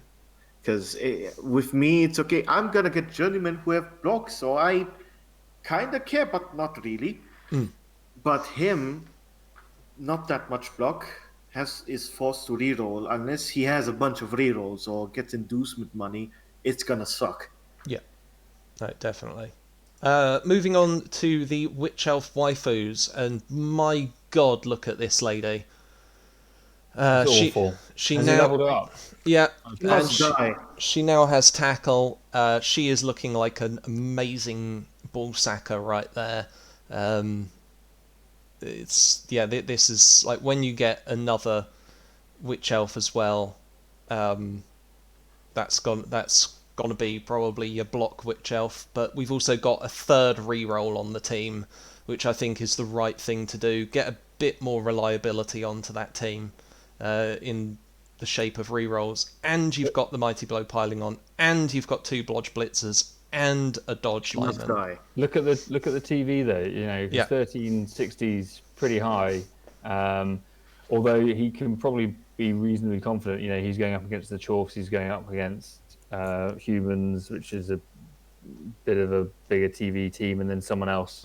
So he's probably factored that in. But Yeah, it's high. It's a well-developed team. yeah, But then again, any one of these teams can just get the Goblin Bomber and open up some little holes to tempt the elves in. And you just need 1 or 2 of those to land properly. And that might stun. And if that Witch Elf gets stunned, I'm not saying people should foul, but they should foul. Well, she's still only AV7 with, I think, dodge, but not block. So where it's wrestle. So she's gonna end up. She may end up on the ground, but T-Man's done a really good job at protecting her in general. Yeah. But yeah. is the fishnet queen. Yeah, for her, yeah, she needs to be crowd surfed or bombed because either way, it's risky against her. And Absolutely. when she's down, she must be fouled because keeping her there when she's back up, particularly if you run past her, that's gonna suck because she has enough to run around and hurt, or at least just put down a lot of tackle zones that you really don't want to go past. Yeah. But yeah, this is shaping up to be a really nice looking team. Moving on to Buffed Hooves. Still only got one Bull Centaur with block on. We've got the Chaos Dwarf with guard as well as the one with claw, and I'm really liking how these hobgoblins are coming along. It's exactly what I would like to see from them. Actually, is you got one with wrestle, just to be a bit of a ball sacker. You got one with sure hands to help with getting the ball in the first place, and then you've got one with dirty player because you need to stick the boot in here and there, as well as an extra hobgoblin in case the dirty player one gets sent off. That I do really like about the coach in this because he's going for specialization and he does have an extra there, which may come in if someone gets KO'd. But then again, you can move them around and do what they need to do. A hobgoblin with who's foul, can is still a hobgoblin. He can still do his extra edgy stuff compared to the or movement stuff against the other dwarves. Yeah, and In that case. as I've just been told, check out the stadium. We've got the referee rest area giving both teams a bribe at no cost at the start of the match. So he is definitely going in for the foul game there. And It's that's a good move because he's got such high AV on his dwarves, especially if he's going up against elves and humans. He's going to be able to bash them and come out on top in the foul game, hopefully. yeah. And They, it's sorry, go ahead. I was just going to say it's good as well to see that Ard is paying attention to his TV, putting his money into this to keep it from stopping it from being so bloaty. Yeah, it's you'd think that okay, there's elves and rats. Okay, maybe something like Astro Granite, but the elves weren't 2 GFI. The rats were, and they paid for it. So, okay, he hasn't suffered that much from any invasions, but there's still the fear there because if you get the centaur stunned or two, that's going to be 2 turns that are going to be insane. But yeah, specializing a hobgoblin in fouling and somewhat assuring a guaranteed foul, yeah, that's awesome. It's nice. I really like the way this team's coming together. It's slow on the blockers and the bull centaurs, but you expect that to happen.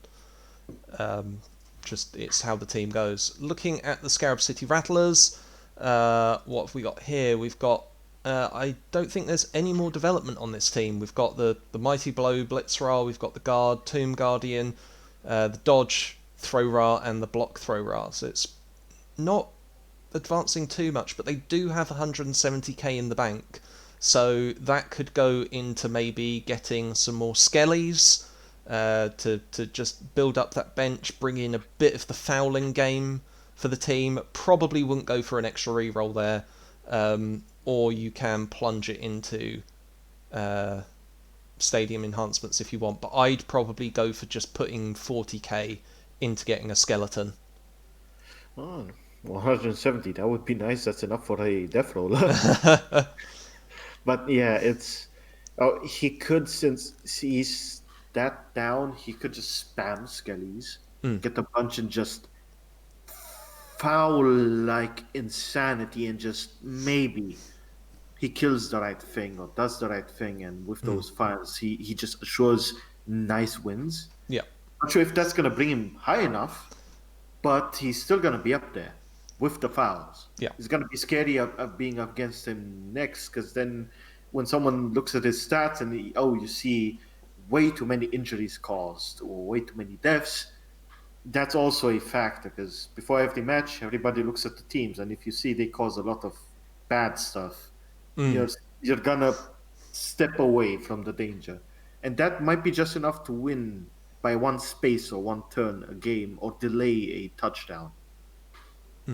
Yeah, definitely. But yeah, it's sadly slightly slow development on this team, but hopefully he can pick that up over time. Moving on to Rattus Virus, we've not got a level up, but it looks like, where's it going? It's going on a Storm Vermin, who is I would say probably pick up Mighty Blow, unless he rolls doubles to get the mutation, in which case it's probably Claw. Gutter Runner, probably start looking at developing a Gutter Runner a little bit differently to one of the Wrestle guys, I think, and just start thinking about how you're going to differentiate these gutters. I think, are we down a 4th gutter? We are, so probably start thinking about spending some of this, maybe getting 4th gutter, or save it up for that 3rd reroll. But otherwise, we're looking. I mean, we're looking a bit beaten up. Unfortunately, we've got a niggle on the thrower, which is not nice. We've got an AV busted lineman who I think just needs to go, personally. And then a movement busted lineman. I think that's reasonable to keep around. Yeah, he's up at 13 players, isn't he? So he can probably afford to fire the AV. The AV guy. I mean, I'd consider throwing the lineman and the thrower. With that niggling injury, he's just going to cause problems. I think he's 70k too much value for what he's got now with that niggle. Yeah. And again, since he is at the bottom, it's worth thinking about the next season, because this will pass over. It's in the next season he'll likely be again against people of the same team value. So just fixing up the team, or maybe adding some tools. Okay, maybe you're gonna have higher team value than other next lobbies, but you'll be solid. You don't need the ogre. You just need a solid, fast, dodgy, two-headed gits to just get through. Yeah, absolutely. Moving on to No Longer a Wooden Puppet. They've not leveled up yet, but we do have a level up on the Blodge Catcher, which is really nice. And we've got 140k, so I'd say either start thinking about getting that team reroll or getting a new catcher. No, man, you want to get the tree again.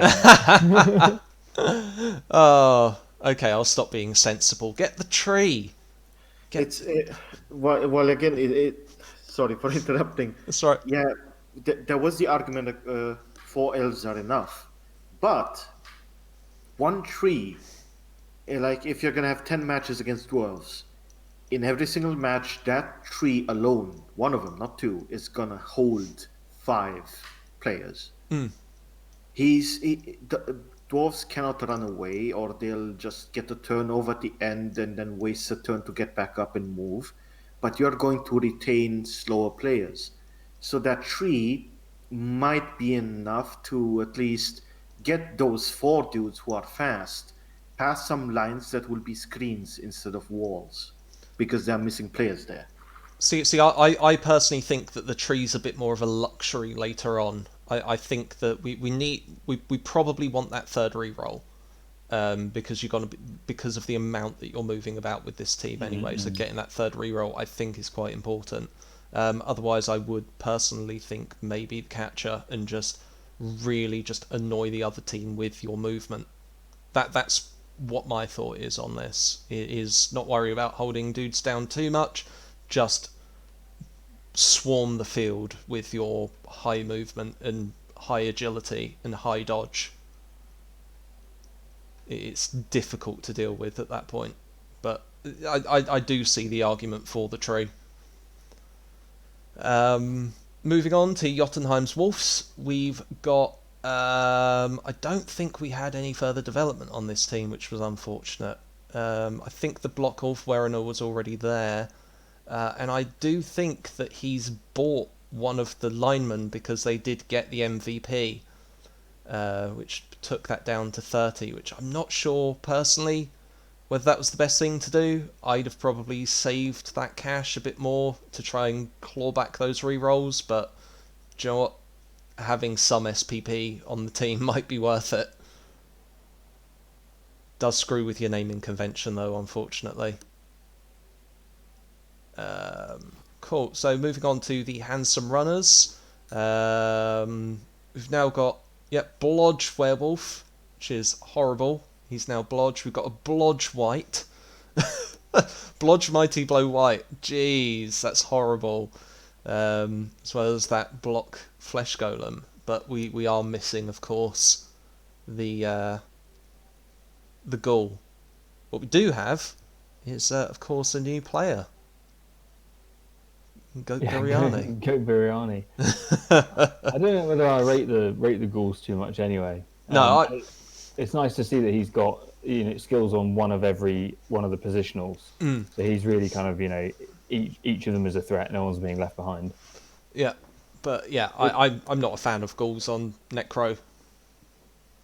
Yeah, it's a very themed team, so I would like to see that goat level up and become some sort of a star. But then again, it's the way he's playing. I noticed that in my match as well. Everything else, it's solid, but not okay. If you just watch from above, okay, that guy's better. The other ones, whatever. You can get a feel that okay, he also judges the player by what he does, like the same sort of way Jubba did, and kudos to him.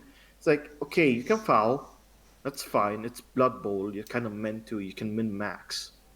But if someone's gonna be good and nice about it, like him and Jubba, it's something else. And he like, if I'm probably not gonna get in the playoffs, but I'm kind of rooting for three dudes, and that's the buffed hooves because they're sort of dwarves, Jubba because he's cool, and this guy because he's also cool. It's just solid player, and yeah, the skills, he was pretty lucky. That werewolf, I'm not sure. That's very kind, Crag. I have to say I'm pretty disappointed that the guy who I lost, what was his name? Maybe George Wally. I think he turned into a zombie, and he doesn't seem to be still around, unless that was on the Khemri team. Yeah, that might have been. I'm not sure. Fired? What? TV bloke. Look at chat, by the way. Sorry. Anyway, moving on. I also think we might have. We're coming close to breaking the 2-hour barrier. We're doing it, lads. It's happening. Sorry, Crag encouraged me to have a couple of drinks. So I've been chattier than I usually would. I didn't have any. I didn't have any left. Shame on you. And that might also be because you're an elf and I didn't let you. But that's another point. But yeah, looking at these guys, we've got, of course, the piling on Troll Slayer. It's a shame that you rolled strength up on this guy, because otherwise he might be considered for firing, but having a strength 4 on the team is definitely worth keeping a niggling injury around. He's slow, but he's a tank. It's like one of those Japanese super heavies. It's 150 tons and it can't go through most ground, but when it hits, it's just going to roll. Yeah. And then you've got the 2 guard Longbeards, which is exactly what you want to be doing with them. So this is shaping up to be a dwarf team. Yeah, and I did go for cheerleaders and coach assistants because I don't have the rule book, and it's getting varied and it's going to change with Blood Bowl 3. But from what I've read, getting at least one of them is going to be more effective than getting none or 2. Because they're not very expensive. It can be useful. It can sometimes give you the edge when rolling cheering fans or brilliant coaching. So it's not a bad idea to take one of each. I have actually heard an argument for taking 2 of each. What's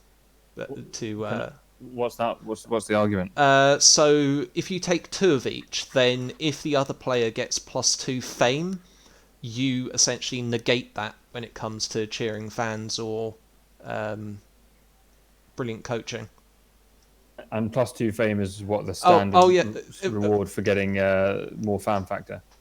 No, so Blood Bowl 2 is really bad at explaining a lot of its core concepts, and one of them is that right at the start of the game, both teams roll for how many fans they have, then add their fan factor on.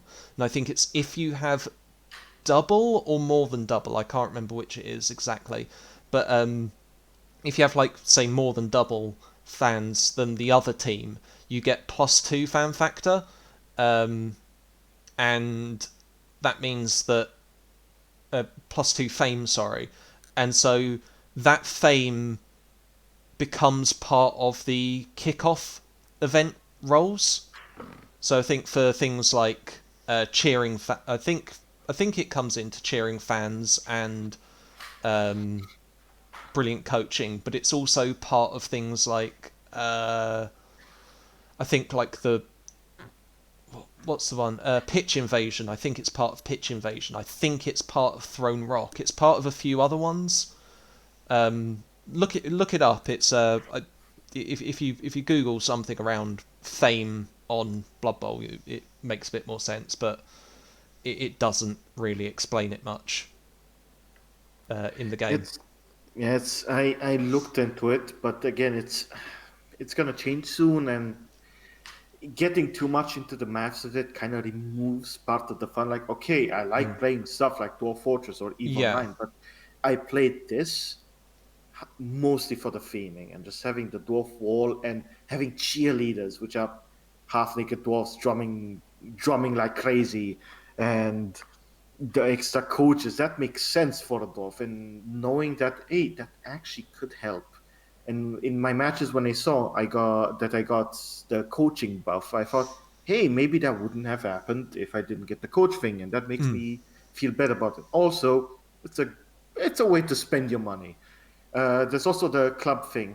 I was debating if I should keep the money to get the Death Roller. That might come next.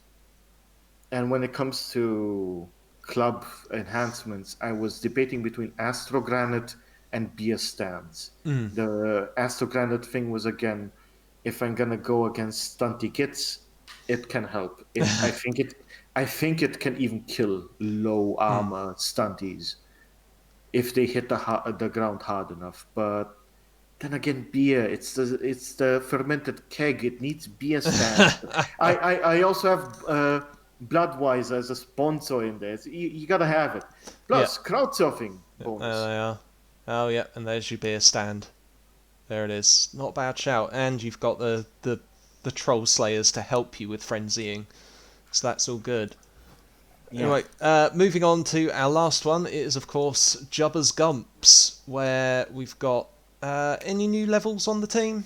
No levels at all. I think this is the only match where I didn't have any in the first. It's a bit disappointing, but hopefully there's a couple in there that we could level in the next one. And it's looking okay. I need to decide what to do with the money.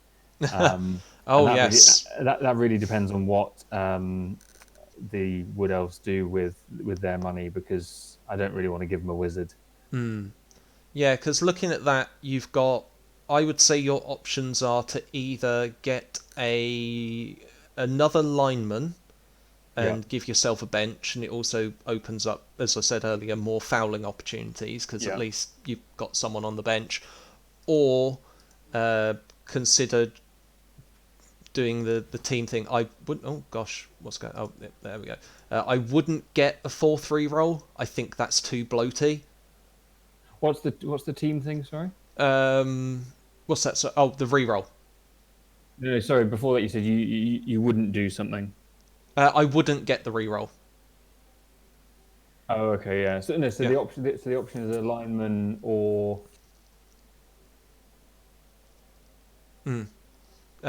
Is that or the stadium enhancement? I'd probably not go for the stadium enhancement. Or, to be honest, actually, T-Man's, it's not a bad shout here. It's just dump the 30k, just get rid of it. You can either put it into cheerleaders and coach assistants to have them, or what you can do is buy 3 cheerleaders and then immediately fire them, and it trims that 180. Yeah, I'm I'm thinking about that, but I'm conscious that my next game after the Wood Elves is against T-Man and his Witch Elves, who, as you say, are a bit bloaty. So, um, so probably one of the ways that I could maybe compensate for that and use my goal is to have sort of more men. So I'm inclined towards the bench, but I will have to look into it. Yeah, I personally would go for the the bench, but I think there's arguments for different things doing here. I mean, T Man, you say bloke, and I sort of said it as a half joke really earlier because to be honest, the team is shaping up really nicely. I think that being able to giving away those inducements is kind of worth it. And to be honest, I think that with the teams that he's going up against, it's not too bad. So I think that if you got that 50k lineman, yeah, Yeah, that would take you to what 1300 team value. Which, if your team value stayed the same, you'd still be getting a babe in that one, and that leads on quite nicely to back to the schedule, because I think that you're probably going to. I think we need to calculate this a bit, but I think you're giving away inducements regardless. But I don't think you're going to be giving away enough for a wizard. But yeah, we'll especially see. with his level up. Yeah. So back to the schedule and next week. So Crag, what were you saying earlier about Junior Stouts versus Buffed Hooves? Who's going to win that match? I'm I'm thinking it's gonna be a draw. Oh, Yeah, we're calling a it's draw. the thing is, yes, it's Claw, but Claw can fuck up as much as my armor and blocks and guards can. And his very speedy 4 strength centaurs, they are very dangerous. But then again, they could get stuck in the dwarf wall. It's gonna be a dicey game. If it's 50-50, it's gonna be a draw. If Nuffle is 50-50. If Nuffle gets a couple of proper claws in, then I'm gone. I'm gonna see you next season. Uh, if Nuffle's towards me and I get a bunch of nice blocks against non-blockers, then I might win with a 1-0.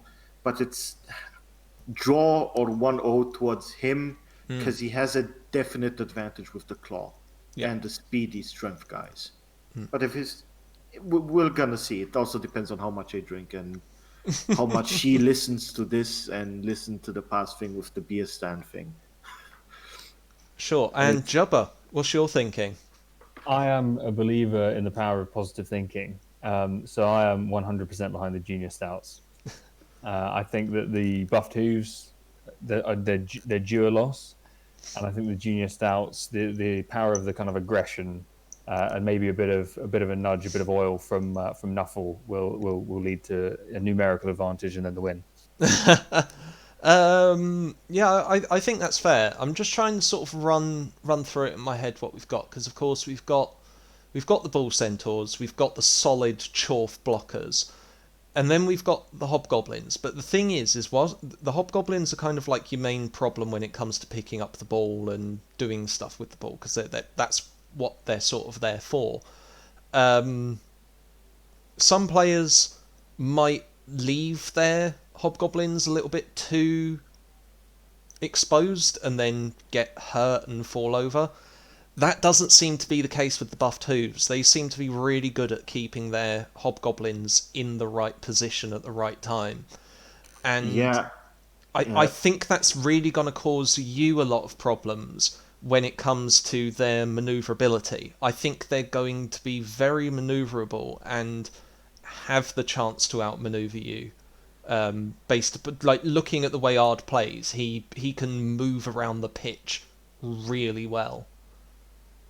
and he seems to be really counting every single player's movement allowance and spaces. Yeah, Because some of like this week's what he did in that match, how he placed that hobgoblin and then how he used them in a blitz, that was awesome. He knows positioning and he thinks a couple of turns ahead. So yeah. it's danger. I don't think you can lure him into a trap. It's just force him into roles he doesn't want to take. But he's trough, so good Yeah. luck. So this is the thing is, heart kind of wants to go for junior stouts, but I think that Ard's got the edge here, and I think it might be a Buffed Hooves win. Yeah. But it's gonna be a tough one. I don't think you're wrong for calling it a draw, but I think he might have the slight edge in terms He of does, his yeah. players.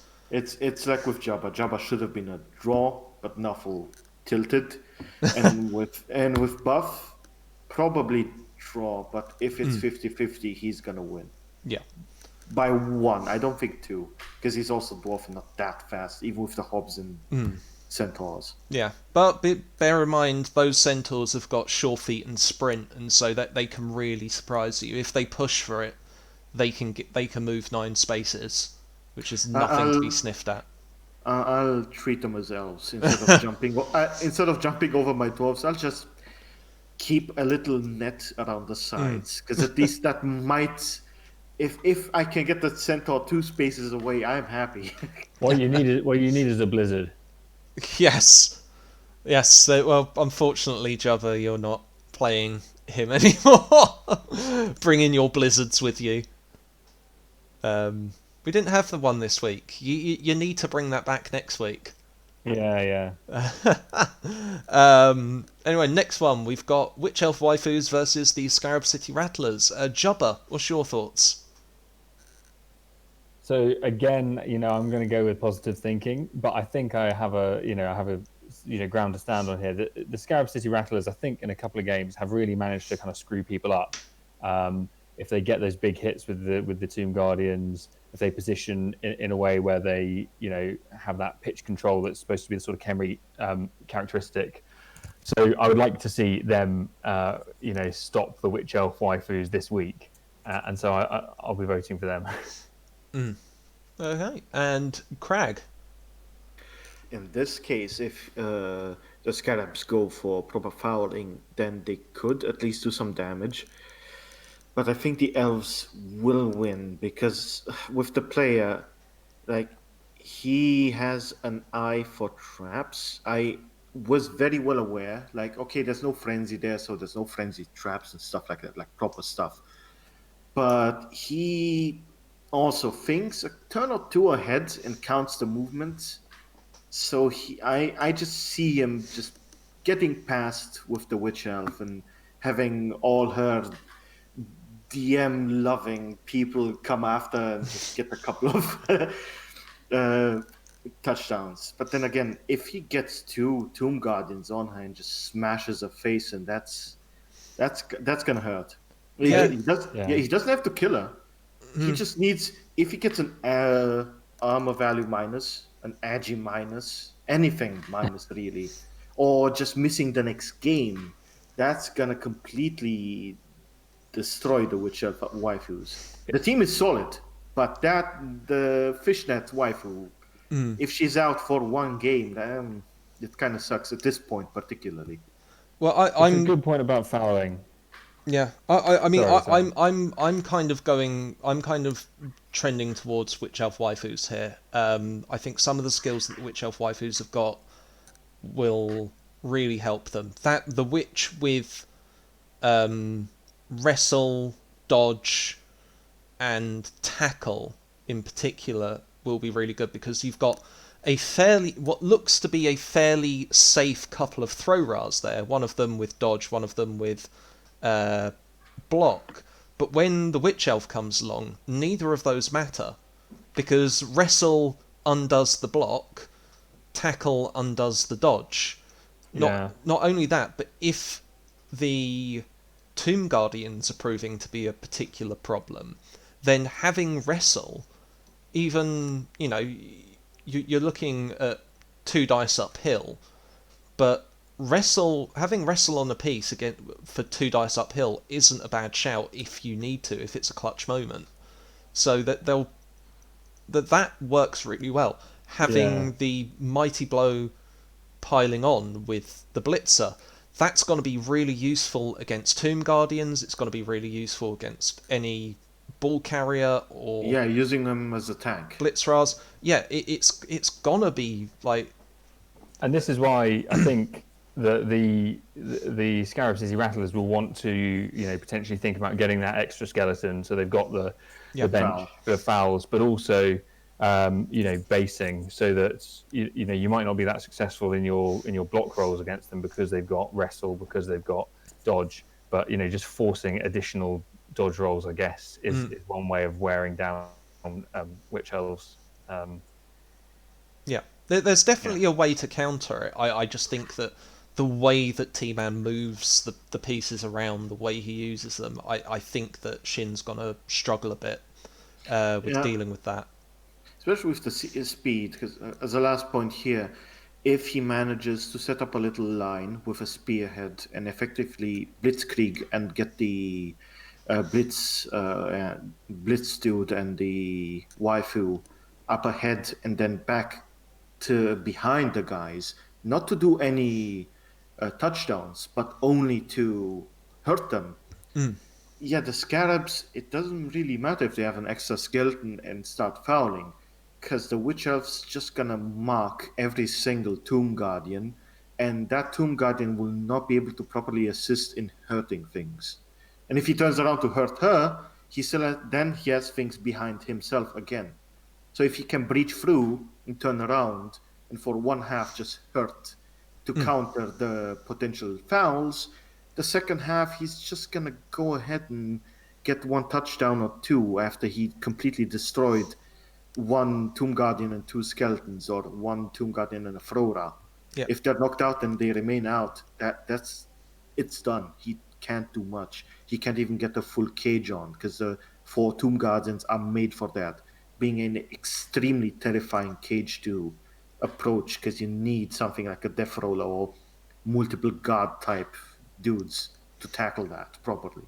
Yeah. Or get a mage and fireball it, like the rats did. Yeah, there is that. But one thing that oh god, what was I going to say? I was going to say something that's completely forgotten. I've completely forgotten what I was going to say now. But yeah, it's got to be a match. It's got to be a match. Oh, that was it.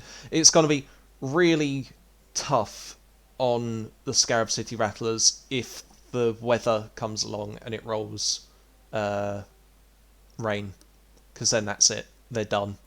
That's the match. I'll be praying it away. Yeah, but then again, all he needs is one lucky roll, and Agi minus, and the apple does nothing, and then the waifu is gone, and 3 games for the waifus are. Stop it, man! Stop it! You and Copcos are getting my hopes up for the game after. It's that, or the blitzer. If he loses the blitzer too, that's gonna suck, because then the waifu is strong, but she needs a little bit of backup to form at least either a 2-man net that can hold 5 squares very, very strongly and at least be a spearhead, or at least a 2-man puncher that just goes through people one by one, as they did before, because the waifu with her frenzy and everything else she has, the dice are in her favor. She can roll bad rolls and she'll be fine, or at least she'll be down, but the other guy's also going to be down. It's her. It's those two basically. If they get hurt, it's bad. Cool. So moving on to Kitchen Hell versus Ratus Lyssavirus. Crag, what's your thoughts? Ratus, I think he's gonna do the same thing he did in the last match, but I hope he's listening, and if not, at least he most likely learned from his botched, could have been 3 touchdowns. He's just gonna gutter under the shit out of it.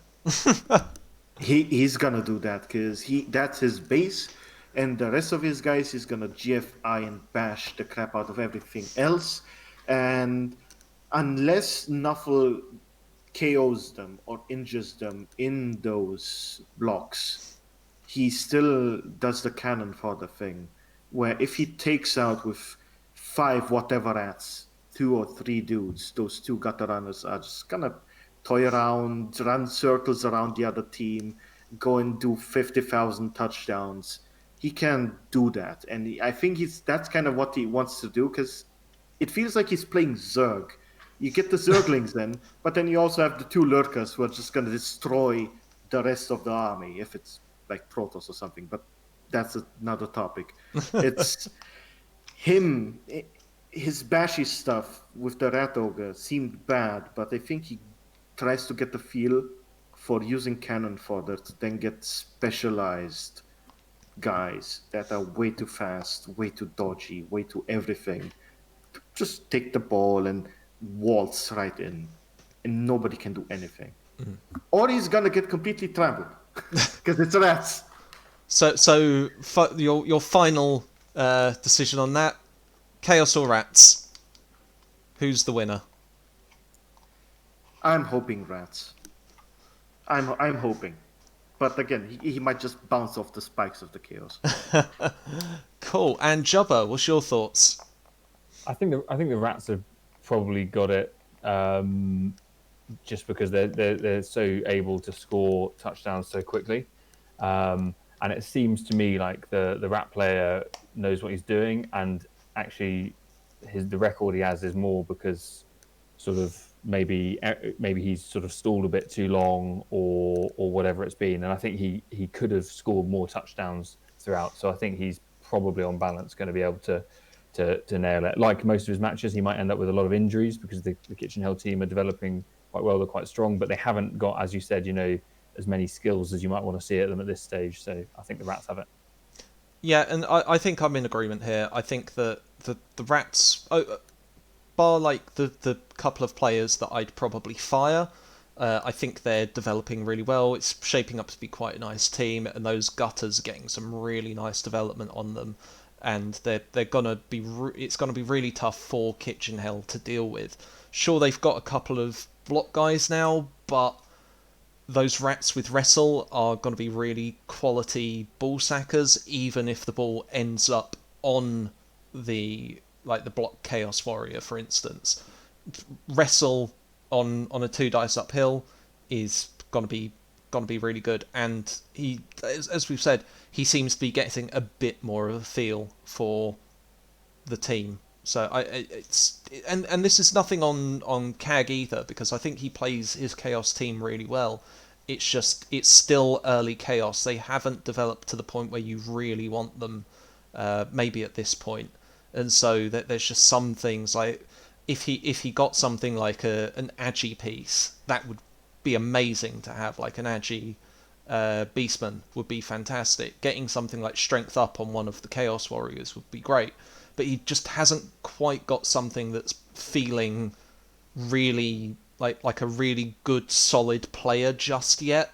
Yeah. And I think that's potentially holding him back. I don't think it's due to him as a coach. I think it's just the way that the team's developing hasn't quite got there yet. But it's probably going to be one of those teams that when it does develop, and probably within minors, it's going to be one of those teams to look out for. Sorry if I'm prolonging this again. That makes me think about team momentum.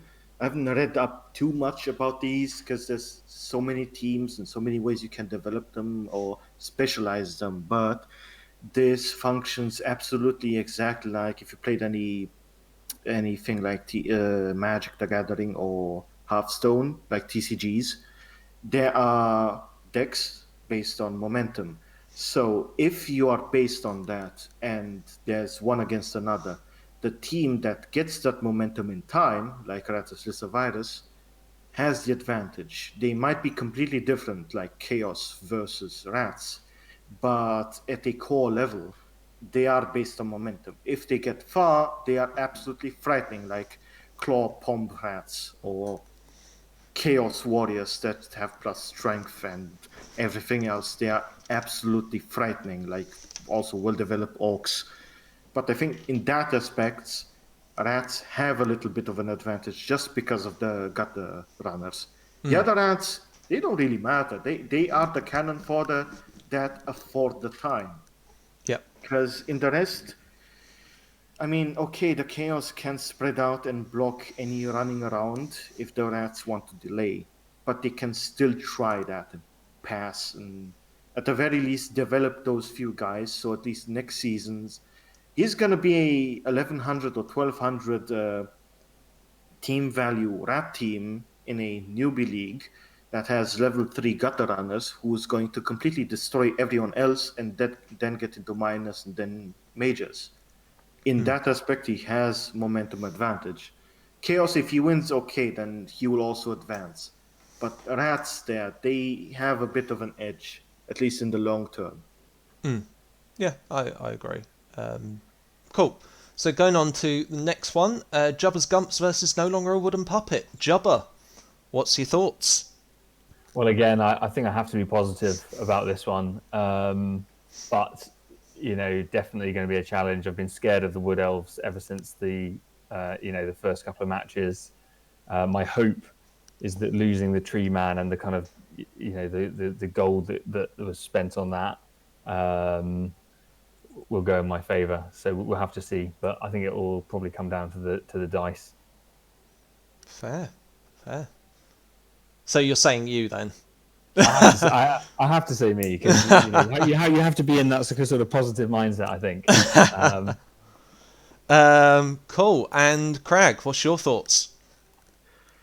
If they are misplays, then the elf will definitely win, because a misplay on an elf team doesn't cost him as much as the human.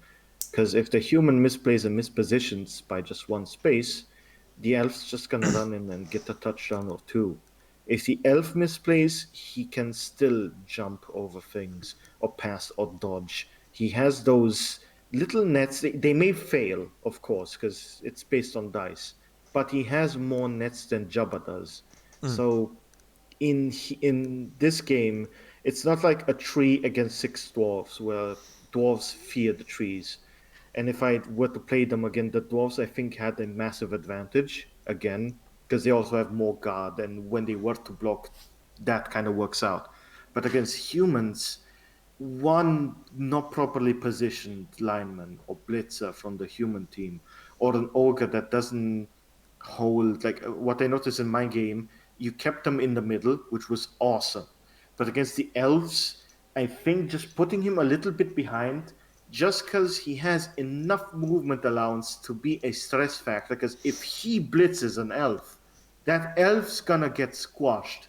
There's nothing's gonna stop that ogre. Unless, of course, Nuffle decides to give you 3 skulls, then I think you should win by default out of mercy. But who do you think, if you were to make a bet right now, who do you think's the winner? Just because the tree died and he couldn't stop the ogre, I think Jubba. Cool, fair enough. Yeah, and as people are saying in the chat, I think this is going to be a really important game for both teams. There is the potential, as T-Man has said, that whoever loses this might be out of the race for the top spot.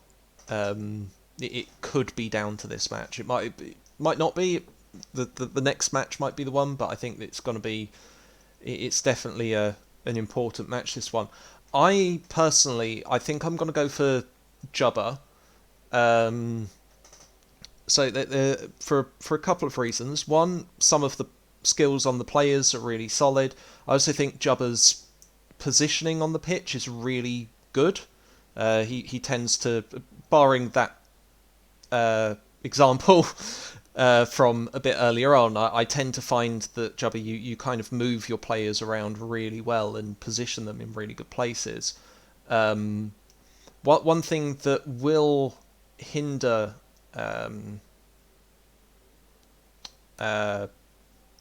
Just Some Boy a bit with the Wood Elves is the fact that he's got a War Dancer that's got Strip Ball. Now, so long as your thrower has that ball, he can't get the ball as easily as he might, because got the sure hands. So Strip Ball will be negated by sure hands. So that's going to be that's a potential thing that could happen there. Keep it on the thrower then. Potentially, but then your thrower's slow is the problem. So you've got your catcher who's speedy, but then the thrower who's only got movement 6. So it's a real balancing act there, and he's still got that strength 4 war dancer that can cause a lot of problems.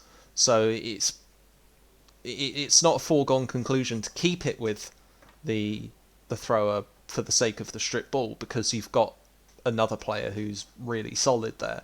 But I just think skills and positioning are the real things that are going to settle this match, and I think that goes to Jubba here. Yeah, so as my grandma used to say, it is squeaky butthole time. exactly, absolutely. So yeah, lastly we've got the Handsome Runners versus Jotunheim's Wolves. Crag, what's your thoughts? I think the Handsome Runners are going to rip the Jotunheim Wolves apart because of the Jotunheim Wolves' armor value. I don't think there's a question here. It's unless Nuffle is worse than what he was in my game, they're just gonna shred. There's 7 armor value, maybe 8. I didn't look at all of them. 7 on everyone apart from the 2 Ulfwereners that have 8. Yeah, so most of the team, like 9 players, are extremely vulnerable. I don't think they're going to hold up, and the first half is just going to be shredded Vikings that are mostly going to be KO or something.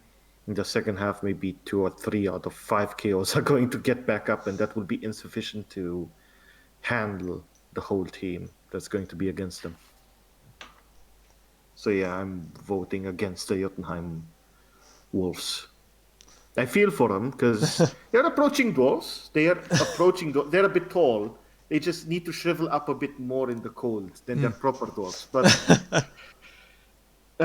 it's not looking good. Cool. And Jubba, what's your thinking? I think I probably agree. I think the way that the Hanson runners are skilled means that they have the edge here, and the AV difference is huge. I found in my match against the Jotunheim Wolves, the best thing I can do is just try and smash them, go on the attack early, and try and remove players. And Hanson runners are probably in a good place to do that. And then on the return, even if they're basing with the zombies, they've got AV8, which should kind of keep them going even in the face of block. Yeah, and I think I'm in agreement there. I think, like you say, some of the skills on the Handsome Runners really strong and positive. Unfortunately, the claw on the werewolf won't come into play too much. Only thing that it would come into play with are on the Ulfwereners, but of course they're strength 4. But I think that those flesh golems are really good at holding players down. The werewolves have got a lot of manoeuvrability to them, especially one with blodge is just a nightmare to deal with. The whites, that one white, what is it, blodge mighty blow, is just horrible to deal with. So that guy's essentially potentially taking armor down to 6 with the mighty blow guy. I think the Handsome Runners might be knocking the Norskans around a bit and getting some nice quick speedy touchdowns in as well with those werewolves. I think the werewolves are going to be really key to the match just on their manoeuvrability because they're not going up against a team with higher armor value. Their claws don't matter too much, so really they're going to mostly be your ball carriers and your frenzy threats, and they're going to be solid at both of those. Yeah, you just need one for the ball, and the other guy to wait behind a small screen, and when anything approaches, just like a cannon, just peek out, take someone down, and then get back in, out of danger.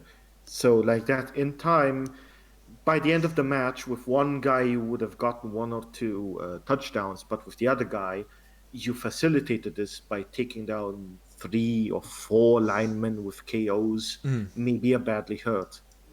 For the Jotunheim Morris, I'm hoping he's not going to get anything past badly hurt, but there's definitely going to be something because He's scary. What he's up against is extremely scary. Yeah, and I'm just checking out the TV differences here because we've got one. It will be 1,000 TV on the Wolves when they get a lineman back, and the Handsome Runners I think will be on 1240. So I mean the Handsome so 240 difference. So it's one of those things. I'm thinking the Jotunheim's Wolves don't really have the maneuverability to make use of the wizard probably. So I'd say that I don't know too much about star players or anything like that.